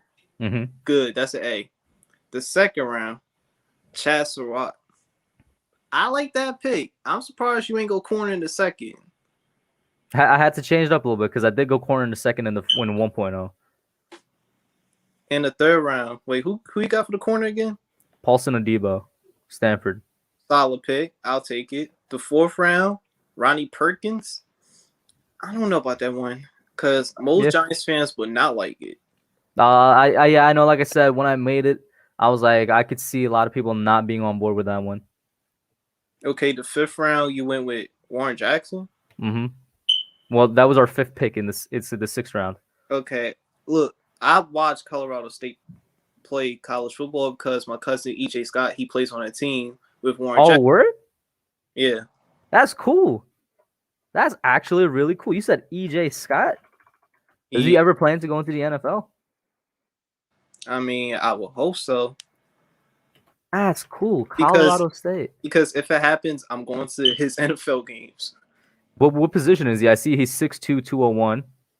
Yeah, a wide receiver. He's a wide receiver. So he plays directly with Warren Jackson. That's amazing. That's really cool, man. Yeah, because look, I like Warren Jackson. I've watched him play almost the whole year. He could run routes. He could win the one-on-ones. It's a situation. Like a go to take somebody who could just go up and go get it. Hopefully, I'm not. Except he's way taller. Yep. In the last round, we went with all line. Good. I actually like that. Mm-hmm. And also, that's the most realistic draft I could see happening. Really? Why do you say it's the most realistic? Because I could see Joe Judge going to wide receiver in the 1st. I could see Joe Judge probably talking to Dave Gettleman. Hey, I need you to draft a corner in the 2nd round because we're going to need it. Because do you believe Isaac Item is going to step up or step down? Do I think Isaac Adams is going to step? What do you mean step up as in step up in his play, or are they going to force him to be a corner number 2? Yeah, be the corner number 2. I don't think they're going to do that. I think they're going to somehow, some way find a way to bring in somebody that either takes over for him directly or somebody that comes in and like causes competition for him to be that corner number 2. I don't think it's just going to be him again. Here's a good question for the offseason. What do we do with the tight? By the way, real quick, just see you later, Joseph Clark. Thank you for tuning in. All right. Yeah, go ahead. What do we do with the tight end position with Eric Ingram? Do y'all want to cut him or keep him still? Listen, if it's possible to trade him, that's my best. That's the thing that I want to do the most. I just want to, trade him, get something back. But I really think the best thing to do is just let him play out the 5th-year option because it's cheap. You know what I'm saying?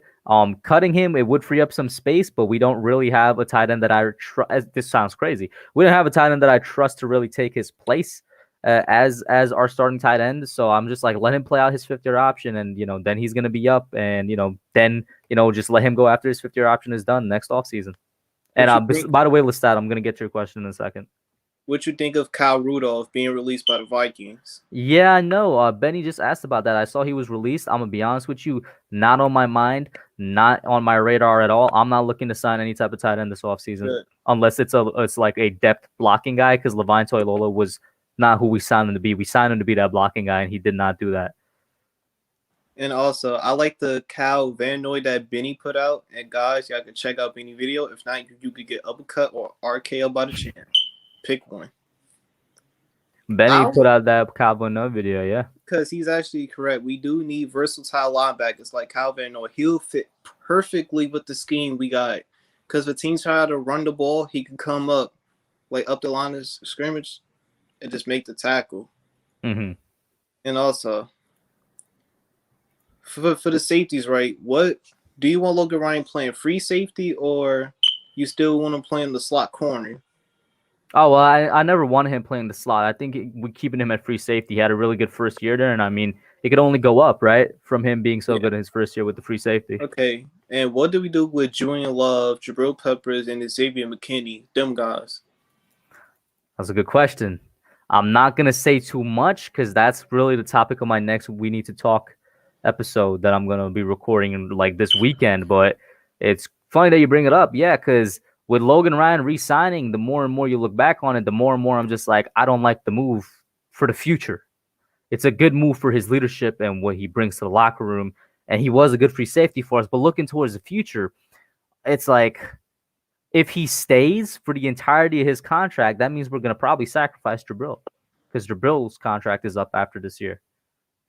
Look, if Pepper's contract is up, right, what would you keep him, though? I want to keep Peppers a lot, but I like at the same time it's like what McKinney can replace him and you could have McKinney and Ryan out there. But like I said, that's one of the consequences of re-signing Logan. And for the re-signing, do you see us keeping Leo or Dalvin? Depending on the cap. I don't know, right? I mean, that's the question I've been asking everybody as well. I really don't know who we're going to keep at the end of the day. Like, I'm stumped on that one. By the way, let me get this question here by Lestat. He says, would you target Robinson if Thomason and Williams walk? No, I'm going to try and somehow focus on the defense still, and I'm going to still get my receiver in the draft. What about you, Jaden? In the offseason, I'll go defense. Draft, I'll go with offense. Yeah, I agree. With free agency, that I feel like that's the way to go because we only need a couple finishing, maybe veteran pieces, but just like finishing pieces on the defense. And I feel like we're going to build the offense through the draft. That's where I'm at. Listen, I know some people don't like the Stephon Gilmore. I personally think he still got it considering his age. I still think he still has the skills. We can't afford him, yo. Listen, just imagine him with James Bradbury as corner duos, though. Well, you're going to have 2 number 1 corners. You're probably going to have one of the most elite secondaries in the entire league. By the way, see you later, Bez. Thank you for tuning in. But once again, we're not going to afford that. And also, out of all corners that I put in the Discord, who would y'all like to get? What were the corners you put in? Like J.C. Jackson, because they're all free agents. Like William Jackson. I'll personally take in William Jackson because I could see us getting him out of anybody else. Mm-hmm. Because those are the only 2 you put in? No, it's others. I forgot the rest. Well, out of the 2 you said, yeah, I'd probably go Will, but Will is also going to cost maybe a little bit of pretty penny. Somebody else that is a kind of a restricted free agent that I think we should keep our eye on out of Buffalo is Levi Wallace. He's somebody I would like that's legitimately just a number 2 corner. He's not like a fringe number 1 like William is, so he's going to come at a good price. Keep your eye on a guy like Levi Wallace, yeah. But the thing is, though, would they want to play for the Giants, though? That's the thing. Yeah, you could ask that for every free agent, and that's a good point. Because in the offseason, which wide receiver would y'all love to get? Depending on the cap space, still. In the offseason, for me, I mean, yeah, like you said, it depends on the cap space, so I can't give one answer. It all depends on the cap space. If we got enough cap, I'm going all the way for Robinson. If, we have the cap we have right now, the only guy I'm going to consider are guys like Davis and Samuel. But once again, going back, I just go for the receivers in the draft. But Jaden, let me get your last thought before I switch you out, man. Everybody, shout out to the hub. For me, I'm about to go back to freestyle or something. I don't know. I see you got a ring light in the back there. Yeah. What's that about? Nah, that's actually my cousins. They be recording videos with that. Mm-hmm. Besides that, I rap about bars that I just randomly create. About bars, huh? Hey, shout out to Abed Islam in the chat. He's somebody else that raps and drops bars. Abed, you should call into the show, man. That would be pretty fun. He's a young up and coming New York rapper. Listen, if he do the call-in show, we need to hear his bars. Facts. I don't know. He might be shy. Sometimes he's shy. It all depends on if he calls in. All you gotta do is click the link. Oh, he says he'll do it. Okay. I'll go first. You'll go first? Well, go listen, ahead. I did not write any. I'm just thinking. We about to have a freestyle. Go. Okay. I like the Tombstone Power Driver. I'm the Undertaker. You know my favorite team, the Los Angeles Lakers. If you don't do that, you could get the Randy knockout punch. But you can't do that. You forgot to eat your lunch. I like dinner. I like breakfast. No, I'm not a sexist. You get it? I just thought of a random freestyle. Remember, I'm a child that loves to act wild. Everybody, if you stink, you need to get in the tub and get the scrub. And shout out to channel, you know who? The Hub. Hey. No, that's it. Yo, fire, bro. Wait. Hub, super high fire. Hub, hold on. Yeah. I'm in WWE. I like the Russell, but we have to tussle. I go to corner store. I get my ruffles. You want to fight? Fine. Let's get the scuffle. Nah, get in the bus. You need a shuttle. I'm on the block. I love the hustle. in battle rap, I love Miss Hustle. I don't know. Yo, hold up. You turned it up a notch. Low key, you turned it up a notch, bro. I ain't gonna lie. That's second half, bro. That's second half. Listen, By the way, Abed, I DM'd you on Messenger. Wait, Hub. Yeah. Eagles, Dallas, Washington. They all in pain. I like that shirt you got on. The Wayne Train. Yo, super fire, bro. Yo, you on Spotify? No. Listen. Come on, where you at? You gotta be somewhere. I'm not chosen. Y'all don't gotta pick me up. Shout out to everybody. All right, Hub, you can now kick me out. Oh nah, that was I ain't gonna lie, bro. It started off kind of rocky, and then like you went into fifth gear, bro. That was actually pretty good. I'm waiting for Abed to tune in because I want you to be here if and when he tunes in for the freestyle. I'll see. Hopefully, I'm in still. Oh, there he is. He's right there. Shout out to Abed, guys. Check him out on Spotify. Up and coming New York rapper right here. Abed, how you gonna respond to that super hot fire, bro? Bro, and you gotta keep it clean for the channel. Wait. Is this battle rap all of a sudden? What happened? Wait, this now battle rap now? No, I'm just saying, bro. No, I ain't battle rapping you, bro. This man clearly a class of his own, bro. Facts. Like, shit, man. That. Listen, I'm not going front. You was really like, I know how it would be, bro. Freestyling is mad hard, especially off the dome. Yeah. You just like picked it up. That's what it is, bro. You know, it was a little rocky, but you know what? You know, with the little 1, 2. You know what I'm saying, bro? I mean, shit, man. If you write, I'm just saying, bro. I'm gonna just my bad. Yo, like, if you write, man, like hit me up. Tell Hub he'll connect you to me, and you know. Abed already has his first album out, guys. Definitely go check it out. It's really good. Yeah, I'm technically a producer on there. If you look at the at the thing, I'm listed as a producer. Bro. Listen, bro, we know this thing, but we know something about music too, bro. So like, if you want an engineer, bro, you know, hit our line. We'll but Abed, come on, where's the freestyle? You ain't got none, bro. You scared? All right. Hold on. Let me think of something. Oh, he got to think. He got to take a second. What's your name, bro? Jaden, right? Jaden. Where you from? From Jersey. Oh, okay. I'm with my man Jaden. He from New Jersey. He be throwing them 30s. You know, he trying to get them bricks. I got the fucking licks. I'm trying to shoot the spot up. You know, I get the bag up. Hey, my man Jaden, he be balling. But he ain't Danny Dimes with the rhymes. Now he getting millies with the bags. He Patrick Mahomes. That's just how it goes. This shit off my dome. You know, I'm trying to go everywhere to Rome. I'm trying to get pretty bitches and Jaden not liking it, bro. You know what I'm saying? It's fire. It's fire.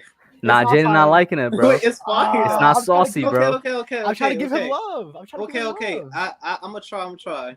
Okay. You know, I don't like. Can't mess with the champ, bro. Wait, Hub. Yeah. You know, I love clean people. Do not be 30. You said 30. I shoot my shot. It's Stephen Curry. Ooh. Yo, but I'm sorry. There's no competition, bro. I'm sorry. Oh my god. You need to quit, bro. Go back to your day job. 30s. Dude, I'm going back to my day job as a software engineer, bro. Yeah. Nah, but for real though, Abed does this. He's like, sound engineer for a lot of guys out there, you know what I'm saying, low key.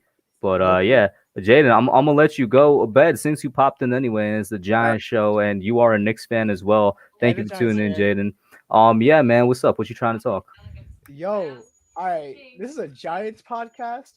We could talk Knicks too. We could talk Knicks. Well, the Knicks just lost to the Spurs, so that shit was. Oh, they lost? Yeah, they lost 93-119. So that's kind of rough. No, we could talk Giants though. Yo, but Kyle Van Noy, I like that. If that's an option for us. Mm-hmm. I don't know if you guys talked about it earlier, but I really think Kyle Van Noy on our team will be kind of fire. You know what I'm saying? Kyle Van Noy, we talked about it a little bit earlier. It all depends on the price, right? What does he want to sign for? What is he gonna sign for? He's probably gonna be around a $10 million dude. I don't know if we could really take a chance on a $10 million dude. Because we gotta get Leonard Williams back. That's the first problem. You know what I'm saying? Getting Leonard Williams back is gonna be a steep price because he's asking for 20, and I'm be real for you. I don't know. Like, that's a lot to ask for, man. I agree. Yeah. Like you know, like I don't want him to like get, because like, bro, I think we talked about this, and I know this is basketball. This is a basketball quote, but Kobe said, bro, it's easier to play in high school than in the league, because once you're in the league, sorry, it's harder to play in high school than the league because once you're in the league, once you get your contract, you can just slack off.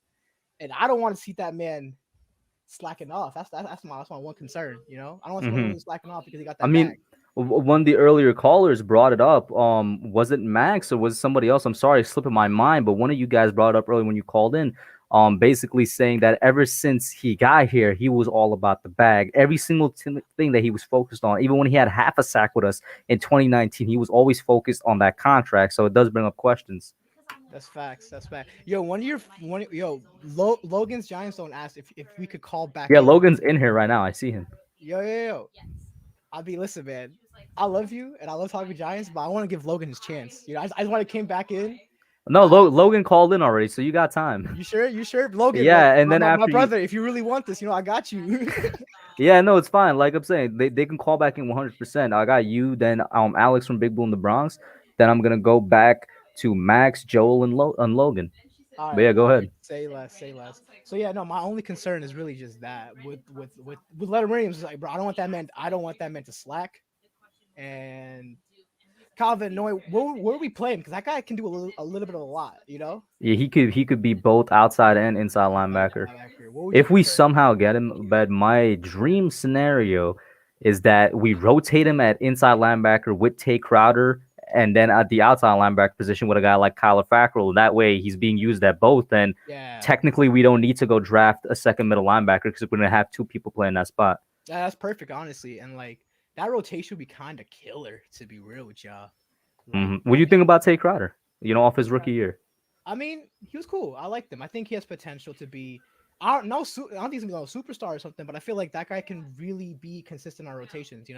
Just for watching a couple of games. How you feel about what's his name? Colin something, bro. He was that rookie that got the sack on Tom Brady. Oh, Carter Coughlin. My bad. Carter Coughlin, bro. My bad. Carter Coughlin and Penn State guy Cam Brown. Cam Brown 6th round pick, Carter Coughlin 7th round pick, did really good for where they were picked in their rookie years, in my opinion. I like it. That's the facts, bro. Listen, man, sacking Brady, that's an accomplishment. Like, how many people in the world can be like, yeah, I sacked Tom Brady, yo. I sacked the GOAT. How you feel about that? You know what I'm saying? I mean, bro, he was wearing the Giants helmet, so it's like he had a little bit of superpowers when he was going after Tom Brady. Deadass. Yo, wait, someone said Dogecoin to the moon? Hold on. Yo, how's our Dogecoin investments, Abed? That's the great real question. Let's check our Dogecoin investments. Because me and Abed kind of did that a little bit. That was like, a month ago, and we have not checked since. We have not so checked. There's that. I'm too scared to check. Half the time, just like, all right, yo, it's going up, it's going down. I remember for the first week, we were always just checking, and we're like, it's going up. They're like, it's going down. We're just like, we kind of forgot about it. Because I remember we copped it maybe at 3-4 cents, and then it jumped up to 8-9, and then it went down to 8, then it went down to 4 again, and I was like, all right, you know what? I'm just gonna let this shit chill. I'm just gonna let it go for a minute, bro. But Ben, you want to talk a little bit Knicks before I pop you out? Yeah. So we're 18, we're still 500, 4th in the East. How do you feel? Do you feel like we're gonna be a playoff? Bro, listen, I said it as a joke, but I really wholeheartedly believe it. You look at this team play, and I only get to catch a game every now and again because I stream most of the time during their games. But I really believe this team is hungry, and this team is built to be at least in the playoffs with the way the East is right now. I mean, bro, we're 4th seed at 500. You know what I'm saying? Let's talk about that for a second. So I do think we have a really good chance to still be in the playoffs by the time the season ends. Easily, bro. There's an 8-way tie for the 4th seed. I'm pretty sure there's gonna be an 8-way tie to get into the playoffs, bro. I'm pretty sure. The East, bro, it's us, the Celtics. We're tied for the 4th right now. We both have the same record. Then the Raptors and Heat are tied for the 6th seed, and then the 8th seed. Okay, no, the Hornets and Pacers is actually a division there, but yeah, there you go. It's pretty I have a good feeling, but the thing is, this is something I did not peep. Our first half was a lot easier than our second half. The second half was a lot harder for us. Really? Yeah. Because remember how we were wondering yo, where's it was a couple days ago, we were like, yo, where's the other Knicks games? And we're like, oh, because they only released half the schedule. They just dropped the second half. The second half's a lot harder than the first. So how do you think we're gonna fare then? I think we'll make the playoffs, but bro, the 4th seed talk is a lot. I think we'll be 6-7 seed for sure. Mm-hmm. But yeah, all right, man. No problem, man. Hey, thank you for calling in, bro. No problem, bro. You know, I be watching sometimes. But yo, shout out to my man Jaden. DM me, bro. DM me if you really want to do this shit. DM me. I got you. You should send me the link to the album. I'll drop it in because once again, I'm technically a producer, so I probably should be promoting that album a bit more. I'll drop it in the chat for anybody that wants to check it out. You executive produced the Yeah, whole thing. I was, wasn't I? Yeah. But yeah, send it to me on Messenger. I'll drop it in the chat for anybody who wants to check it out. It's on Spotify, it's on Apple Music, it's everywhere. On Tidal, go support Tidal. But yeah, man, thank you for calling in, bro. Have a good one. You too, man. Appreciate the love. Peace. And Farhan was in there as well. Farhan was another executive producer that, as you guys know, Farhan sometimes helps me produce my own videos here on YouTube. Kind of got a little bit of a media group going. You know what I'm saying? Hopefully that takes off to the future. I guess kind of giving you guys a little sneak peek into a couple of my ventures and whatnot. It is what it is. Next up, we got Alex from Big Blue in the Bronx. What up, Alex? How you doing? What's up? Long time no see. Saw you earlier today. Yes, totally. If anyone hasn't already, go check that out. You know what's an interesting prediction I just saw, and I was thinking of topics to talk about? Mm-hmm. ESPN predicted that we would sign Marlon Mack in free agency. That's a name I haven't heard since like the 2018 season, bro. Marlon Mack. Hey, yo, I didn't even know he was a free agent. Marlon Mack. Yeah, he is a free agent. He's with the Bucks? No, he's with the Colts. No. Okay, yeah, no. I was saying that because when I looked him up, the top search that came out was Bucks free agent spotlight. That's the Bucks website looking at him, I guess. I wouldn't mind signing Marlon Mack. You know what I'm saying? If for some reason Wayne Gallman, we don't get him back, and then Marlon Mack comes out as a cheap running back 2 option. That's a good name to bring up. I'm gonna write that down because I completely forgot that man existed. You know what I'm saying? He was doing great for the Colts considering, you know, what he was. Yeah, definitely. What was I gonna say? Are you gonna change your if talks get higher and higher with price, you changing your Discord nickname? Oh yeah, it's currently Pay Leo, right? Yep. I'm gonna be honest with you guys. I changed it to Pay Leo the day that Leo put me in his Instagram post. So the shine has already kind of worn off on that a little bit. If talks get really high, I'll change it. But I had to do it for the boy. He showed me love, so I was showing him love. Didn't wasn't Blake Martinez talking? One of the other, it was either him or Martinez. It was talking about Giant for life, and then Martinez, or I think it was Martinez that jumped in and said, "Yeah, you know, let's be a Giant for life" or something like that. I remember one of them was saying it, and I think Leonard Williams jumped in, and it was him and Blake Martinez. I think either Instagram or a Twitter post. I can't remember that for some reason. Because I remember something similar to that, but you know, who knows? It might not be Giant for life after all. I mean, hey, listen. I mean, when you're a free agent, right? Of course, you'll be talking like that with that type of manner all the time until you're with the team or you're not with the team. You know. I mean, Allen Robinson. You know, he's talking up the talk on PFF podcast with Chris Collinsworth and Richard Sherman. Oh, I like New York because I like the trains. Mm-hmm. So, you know, I mean, doesn't mean he's going to the Jets. I don't think he's going to the Giants at all. I never even talked about him in considerations at all. Jets, yeah, I mean, possibly because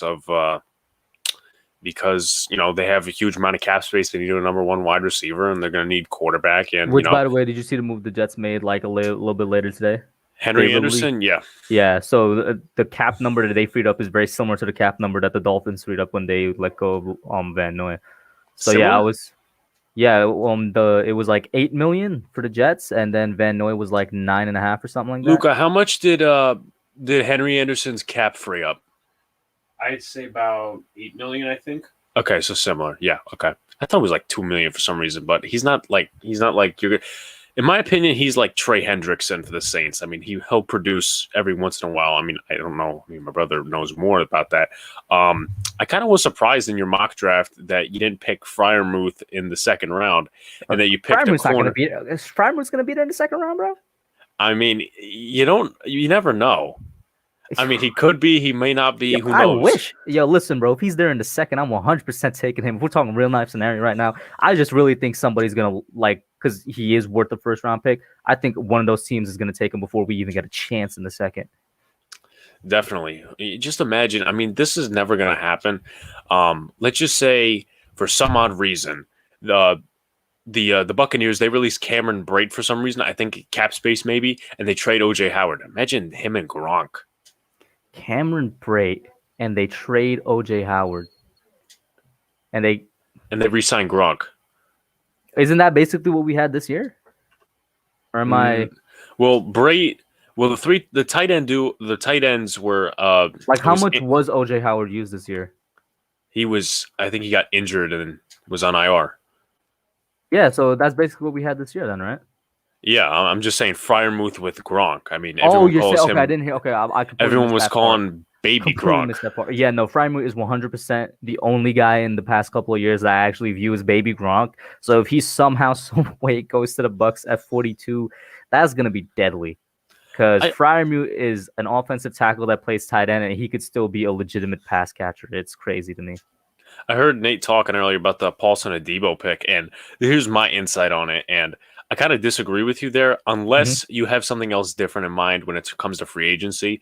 For someone who is, has his injury history, being opted out, I don't think the Giants are going to take a chance on that guy to be their second corner. Mm-hmm. That's just at least in my opinion. Unless they sign someone like a Michael Davis or a Ronald Darby in free agency, that's the only way I could see that. But that's probably where you and me disagree. I'm surprised you didn't have Giants taking a tight end in that draft. Or am I missing something? Oh, the reason I didn't have us taking the tight end is mostly because I actually didn't scout any tight ends. I'm probably going to do that for mock draft 3.0.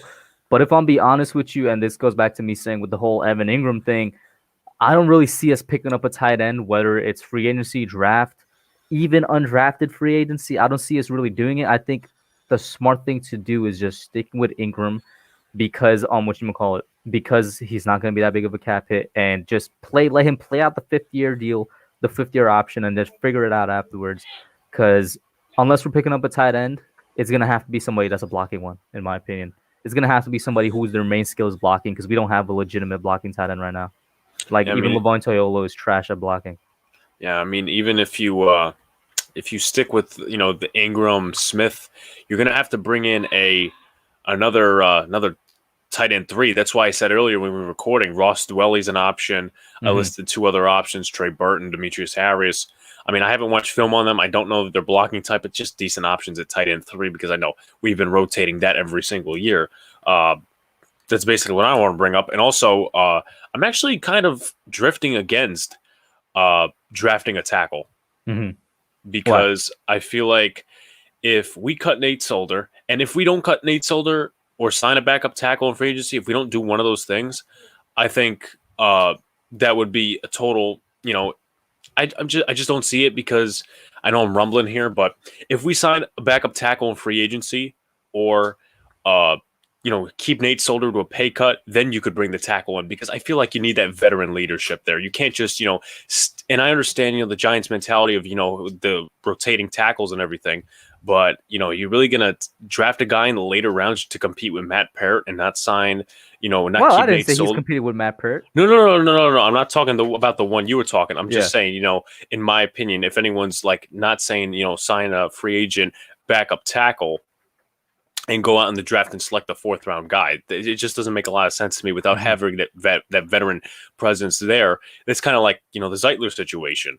Bring in a guy at guard if you're releasing Zeitler in free agency and then maybe draft a guard. I don't know. But that's definitely the way my brain is going towards, at least at this part in the game.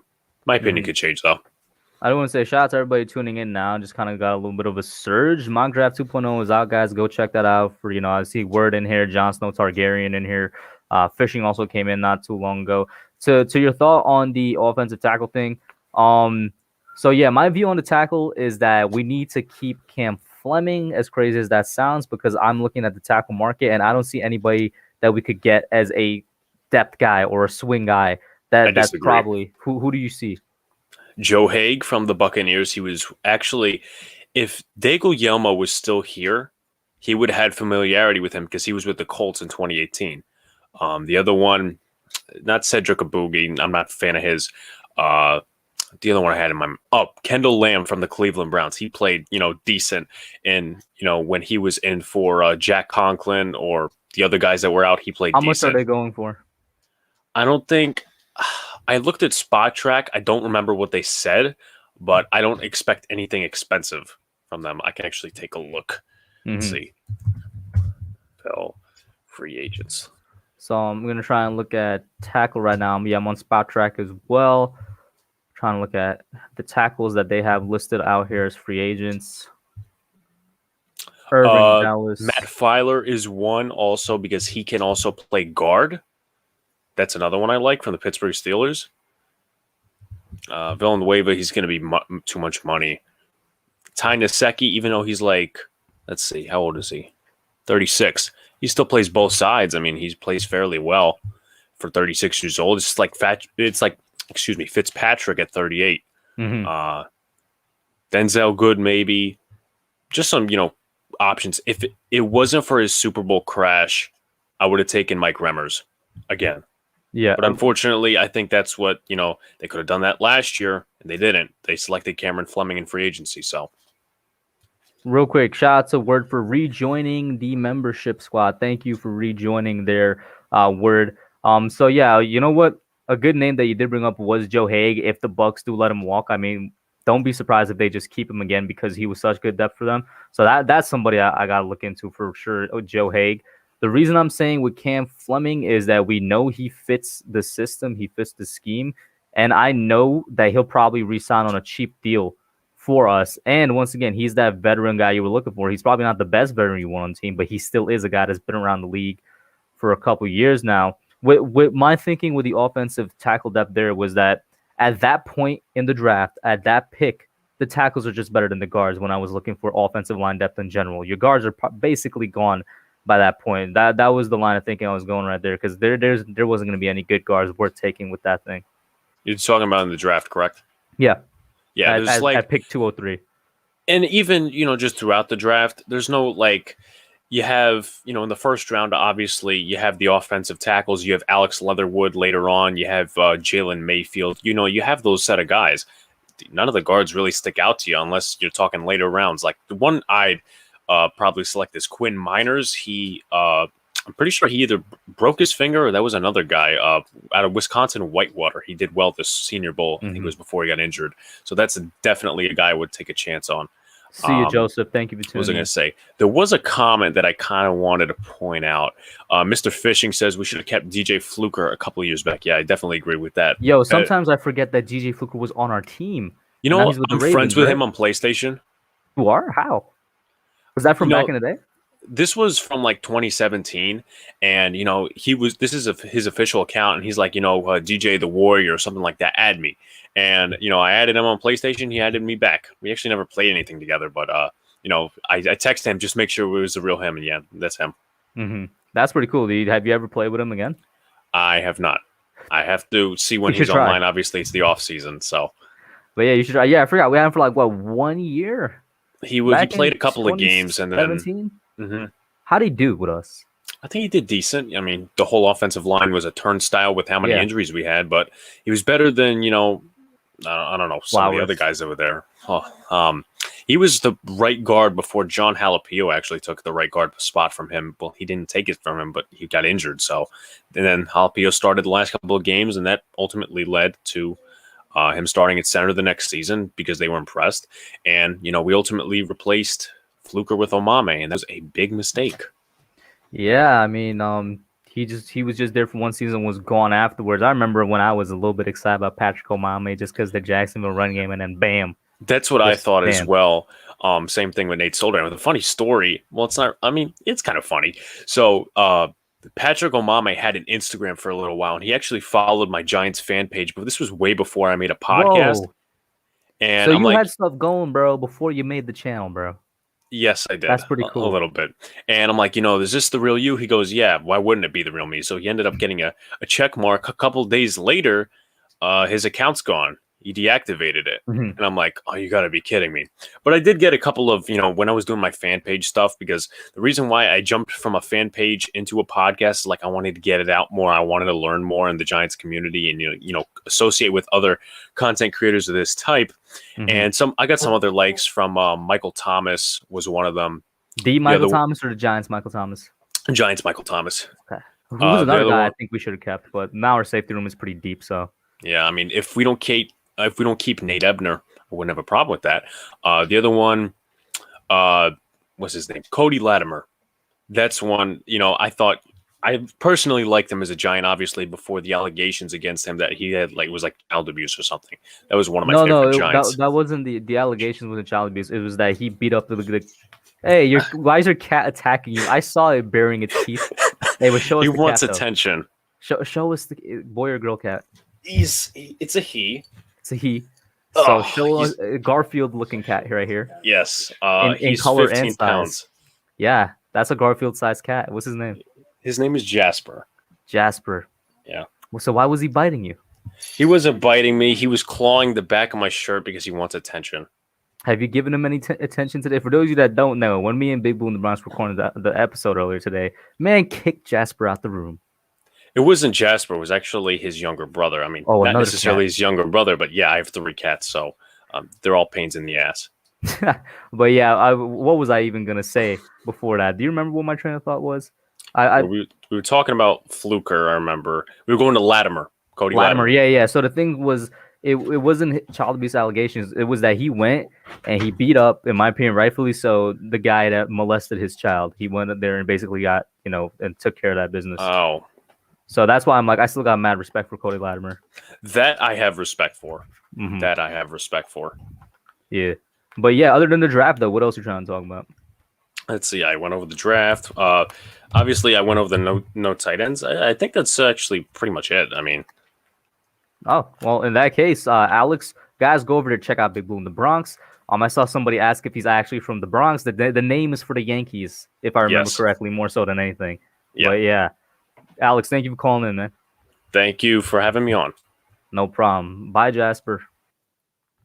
Next up, we're going to pop back in a couple of the members here. We got Max, Joel, and then Logan. What's up, guys? And then what is going on?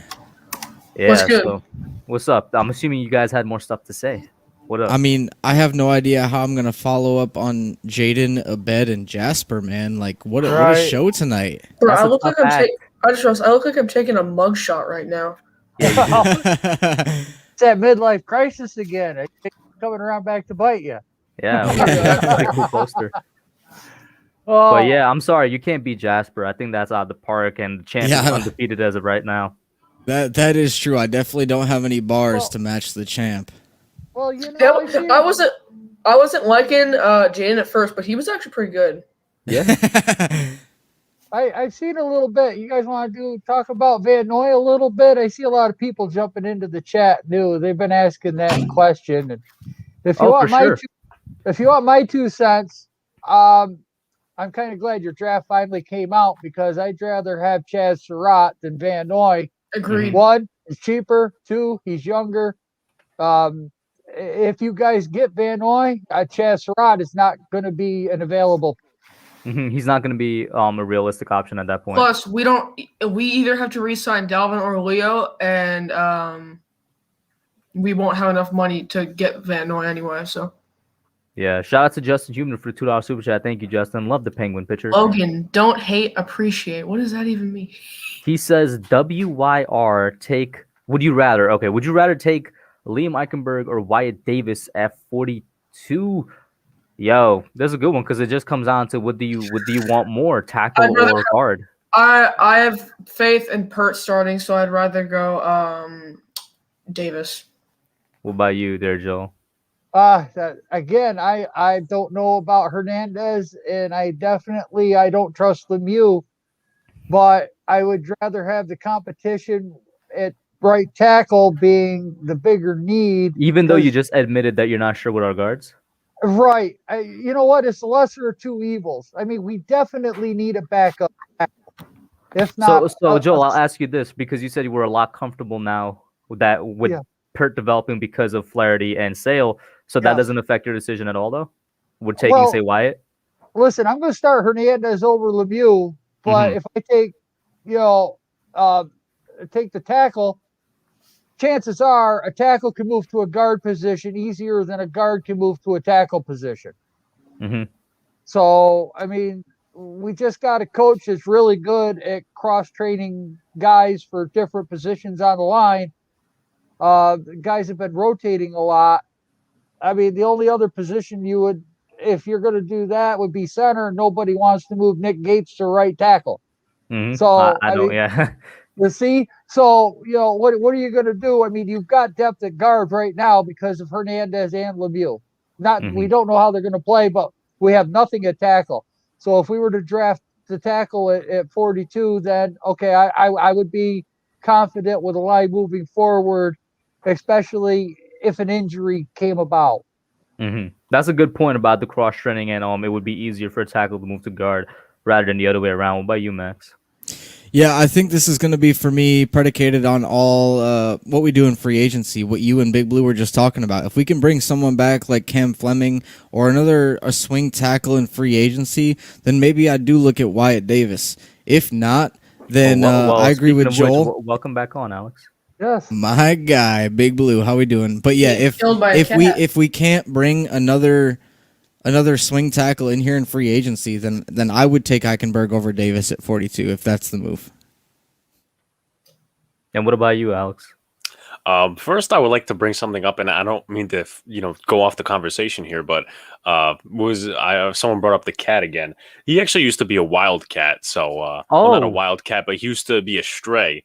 Yeah. And trust me, he's done worse things than bite and scratch me, because he actually when I lived in Pennsylvania, he actually he bit a rabbit and actually had it by the he grabbed it with his teeth, and he actually chased dragged it around the yard in his mouth, for a lack of better word. That's a pretty savage cat. If I get up like 30 seconds, I'm not going to go off on a tangent here, but my dog was actually a stray for a while.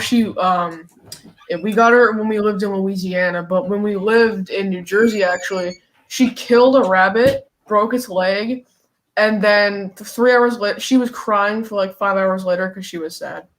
So y'all just out here getting savage animals that kill rabbits for some reason? Your cat killed a rabbit, and then Logan's dog killed a rabbit? She's a pit bull chihuahua mix, so she looks like a squirrel. Bro, what a combination. Why would you mix a dog that wants to attack anything and everything with a dog that actually can attack anything and everything? Pit bull and chihuahua. But pit bulls are just misunderstood. They're great dogs. No, the dog I was saying that wants to kill anything and everything was the chihuahua. The dog that can. Yes. The dog that can is the pit bull. Pit bull definitely misunderstood. Yeah. Pit bulls are awesome, dude. But yeah, so Big Blue. So your cat was feral at one point. So then, did it get nice and fat off the luxury of not being feral, or was it always a fat cat? It got bigger as the years went on. Also, to note, he didn't kill the rabbit. Actually, he put a hole in its leg. He just injured it. He put a hole in its leg, and the rabbit's leg. And he couldn't because he was, as I said, he got bigger through the years, but also he he was still fat at the time as well. The rabbit actually chased off thanks to me. I saved the rabbit. And, what happened is that he couldn't chase it anymore, and it just ran off. But I would pick Wyatt Davis with the 42nd pick, because I feel I just don't have any confidence. And it's not that I don't have confidence in Hernandez. I don't have confidence that this coaching staff has confidence in Hernandez. You don't like him? He hasn't been the same. Like, what happened to Hernandez? No one's been talking about COVID. I know, but even in his second year, what happened? He's never been. It's the sophomore drop off, and then COVID. I think just a lot of Giant fans, and I've said this before. Take away actually go before COVID. Him and Thomas, the coaching staff focused on those two as a duo next to each other. You look at the duo with Thomas and Lemieux at the end of the year. Those two did better than Thomas and Hernandez. Mm-hmm. Hernandez, a lot of people say that he attributed a lot of the struggles that Thomas had, which you could debate. I mean, obviously, you'd have to watch the film and stuff. But Hernandez, I think to this point in his career, and I would love Will Hernandez to be something because he's one of my favorite Giants, is I think a lot of Giant fans are, starting to get the realization that he's going to become an average 16-game starter. He's not going to be your Pro Bowl guy. Yeah. I could live with an average guy. I can live with an average guy. I got 2 words for you. His name's Hal Hunter. Everybody loves Hal. Line coach, right? I'm going to be honest. I have no idea what you're talking about. He's the offensive line coach in Shermer's era. Yeah. Why would you want Hal Hunter back? He wasn't great. He's the reason. Okay. I was about to say. Hernandez. That's why he dropped off. Mm-hmm. Because if you look at when he got here, how the whole offensive line got off. I mean, it's impossible to say, but shoulder got worse. Mm. Well, and I got Will Hernandez somewhere between average guard starter and Pro Bowler. Anyways, I don't think he drops off to the point of being an. Yeah, I don't think he drops off to the point of being an average NFL guard starter. I mean, he was a great prospect, and people forget, like you said, the sophomore slump happens. He had COVID, and I think that affected the way that Joe Judge and the coaching staff pursued the offensive line, because something we as even Giants fans, not even on a coaching staff, preach is continuity. So the minute you bring him out because of sickness and you put Shane Lemieux in, what kind of message are you sending to a first-year rookie when you take him back out to put Will Hernandez in after, you kind of still want to see what you have in your rookie guard? So I don't think Will Hernandez was taken out because he was not the player that the coaching staff thought that he would be. It was a matter of seeing what they had in Shane Lemieux moving forward. And also, I think they were probably just letting him rest a little bit. Absolutely. Yeah, I think that has something to do with it. But I think Will Hernandez is still an above-average NFL guard. I think he's still our starting left guard if we keep Kevin Zeitler. And I definitely don't see him as a Pro Bowler, but like I said, I definitely do see him as someone who's above average in the NFL. I'll take that any day. Go ahead, Logan. Sorry, I just got two really important things that I got to talk to. How do you guys feel about Lorenzo Carter and Zimenez this upcoming season? I'm fine with them. By the way, Zeke is in here, so we kind of got a little bit of a member panel going here. Zeke, my guy. I have so much faith in Lorenzo Carter. I feel horrible this year. He was literally this close. Well, Logan, I don't want to disagree with you. Zeke, what happened? He just kind of dipped. I don't know. Logan, go ahead. I don't want to disagree with you. Lorenzo Carter was doing great in this defense, and I have decent expectations this year. However, if you look at history, people coming back from Achilles injuries have a lower success rate than even ACL injuries, right? And I'm not saying that Lorenzo Carter can't. He had most of this season. He'll have all of the offseason and training camp to try to get back to form. But I do think it's a while before we see, and if we ever see Lorenzo Carter at 100% again. Yeah.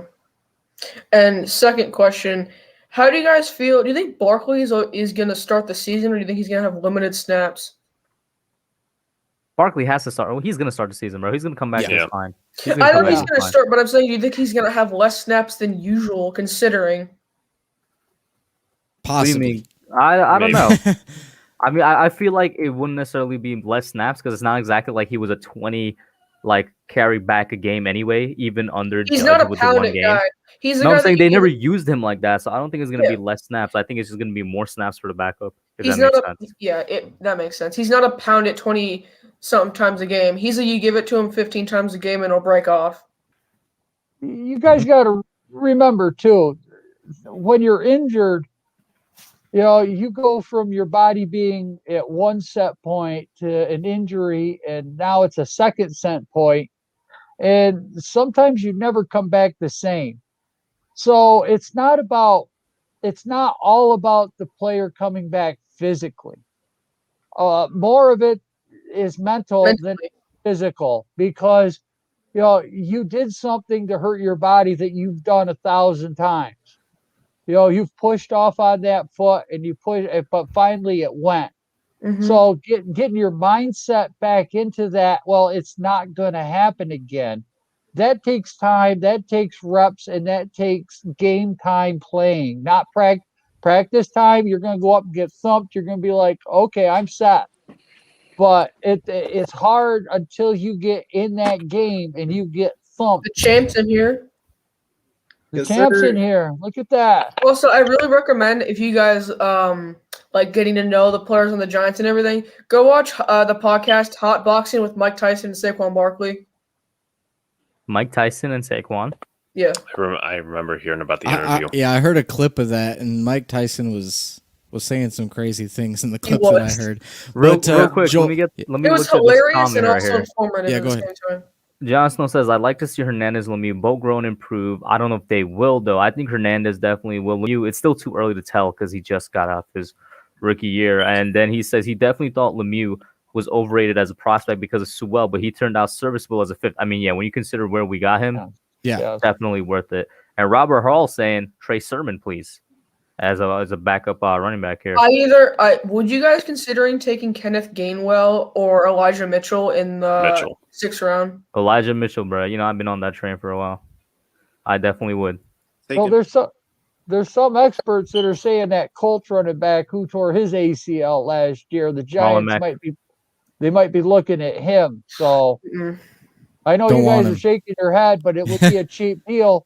I wouldn't mind him at all. I would like. Do we want 2 running backs who just came off of an ACL tear though? Exactly. Do we want our backup to be coming off the same injury that our starter just had? That's a good point, but our starter is going to be very good when he's back. Right, and to kind of go back to what Joel was saying, I'd like to agree with you, Joel, but I don't like the mental aspect is the one thing that I'm not worried about with Saquon Barkley. The minute this man happened in the locker room, Joe Judge said it's going to be one hell of a story, and I think that alone sparked the mental aspect for Saquon Barkley. I think it's just going to be his physical recuperation that's going to take a little bit of time, and for his knee to catch up with where his head is at this point. He even talks about that stuff in the interview. Well, I all I can do is from experience. Now, I wasn't in the NFL, but I did break both my legs at the same friggin' time. Both your legs? What happened? Yeah. Wait, how? Guy hit me head on in a car accident in 1990. Oof. So I got a metal rod to each leg and screws and pins. I've had 14 operations. Dang, my dad when yeah, you want to talk about operations real quick? Look, my dad has like not an operation, but in terms of just times he had to go to the hospital and the mark is still on his body, like 60 something. I think just because of the area that I'm about to tell you guys this happened. I think this is gonna beat those all. My dad, when he was like 14, he got impaled in the pelvis by his bicycle handle. Yep. Jesus. I he still had you? You're not adopted? So, but you know what? Not to say that mine's worse than that. It's just the coming back from it physically. How long was your recuperation period? Yeah. I was in ICU. Now, from here up, I pushed my face 2 inches. So my eye sockets and my nose are all rebuilt. Really? Yes. I was in ICU for 3 weeks, and then I came home, and it took me about 3 years to be able to walk again with no support. Dang. What a strong man you are. That's 3 years? But that's what I'm saying, though. It's easy to get over the physical. Mm-hmm. Yeah. It's the mental aspect, because each time I walked, I'm like, oh my God, am I going to twist something and hurt it? So that's what I'm saying is they've got to get over that hurdle, because now to get over that hurdle, they've got to learn how to play on an injured foot or ankle or Achilles or, the bicep. That's why they wear the brace. But once they figure out how to do that's the challenging part of getting back into football off an injury. Because if you remember, Lawrence Taylor tore his Achilles too. Yep. Mm-hmm. Yeah. I want to hear Jaden's thoughts, because this man was in the chat the other day, I think, promoting the 3,000 yards from scrimmage type Saquon Barkley coming back. But real quick, I do want to say when Jaden's done, that's gonna be for tonight because it's like 11:30. I'm gonna have to. Yeah. Hey, but Jaden, go ahead, give your thoughts. About the Saquon thing. Yeah. I really think he could put 3,000 scrimmage yards, but it's kind of a reach. I'm gonna say 2,000. If he's gonna come back, he's got to do like an Adrian Peterson type of comeback. It's just in my opinion. I agree. I believe it. I think he can do 2,000 scrimmage yards. I don't think 3,000 because 2,000 of those would have to be rushing, and he's not a 2,000 yard type of guy. Wait, the thing is, who's our backup for Barkley going into the next season though? I think we either draft Gainwell, the Louisiana running back, or we just sign a guy. Wayne Gallman's coming back. Shout out to Robert Hall. Deion Lewis. Deion Lewis. I think he said that on purpose. I don't know. I honestly think that might be I think I would be a better backup running back than Deion Lewis, and I'm not even trying to be that guy right now. Let me give this. Let me give Robert Hall a shot real quick because he's saying exactly what Joe was saying. I've had an ACL before. The biggest thing is mental. It's hard first coming back because you just had the injury and you don't want to re-tear it. Makes many people hesitant. And I agree with what you guys are saying. Is it callous of me to say that since they play a sport, they were almost prepared for that before it even happened? I think you got to be prepared for anything. No, because being prepared and expecting are two different things, though. That's true. You know that's going to happen. Sorry. You know what's coming because you've seen it before. It's happened to other guys. When you're playing a sport like that, you never want to expect injury because then I can't explain it. You just never want to expect injury. But yeah, go ahead, Max. I was just going to say, I think that's the important thing moving forward. Saquon Barkley has to be prepared for this to happen again. Not that I wish that on the man, but he can't move forward expecting it to happen because that's what's going to hold him back if that's his mentality. Yep. But that's going to be it for tonight, guys. Oh, who had the last thought? Go ahead. Get your last thought out. Somebody was going to speak. Oh, man. Was it you, Joe? How about Manscaped? 20% off. Don't be a tweener. Shave your wiener. I only need 5 more people to use it. That's all I need. 5 more people to use it. If she's going to trim her bird, you shave your hairy canary. Don't leave a bird nest out there now. By the way, I got to get my dad in here another time. Please tell him it's not for his face. It's not. Thank you. It could be. It all depends. I mean, I guess you could buy it and use it on your face. Imagine going from there to there. Well, you shouldn't go from there to there, but if you're buying it and you're only using it for your face, that makes sense. Yeah.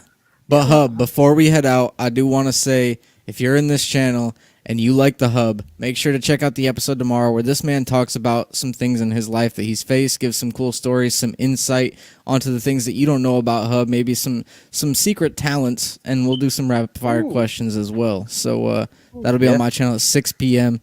tomorrow. So go on over and check that out if you're interested in learning about the Hub. You guys already know how mic'd up with Max is.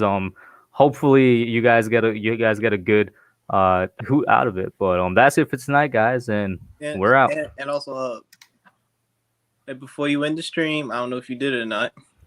Well, go ahead, real quick. And the champ gonna go out with the live freestyle before we end it. Oh no! If y'all make it quick. All right. I love the Giants. Please bring back Marcus Golden. Shout out to Hub, Max, Joel, the champ, Big Blue, and Logan. All right. Oh, okay. Golden Logan. Okay, bet. There we go.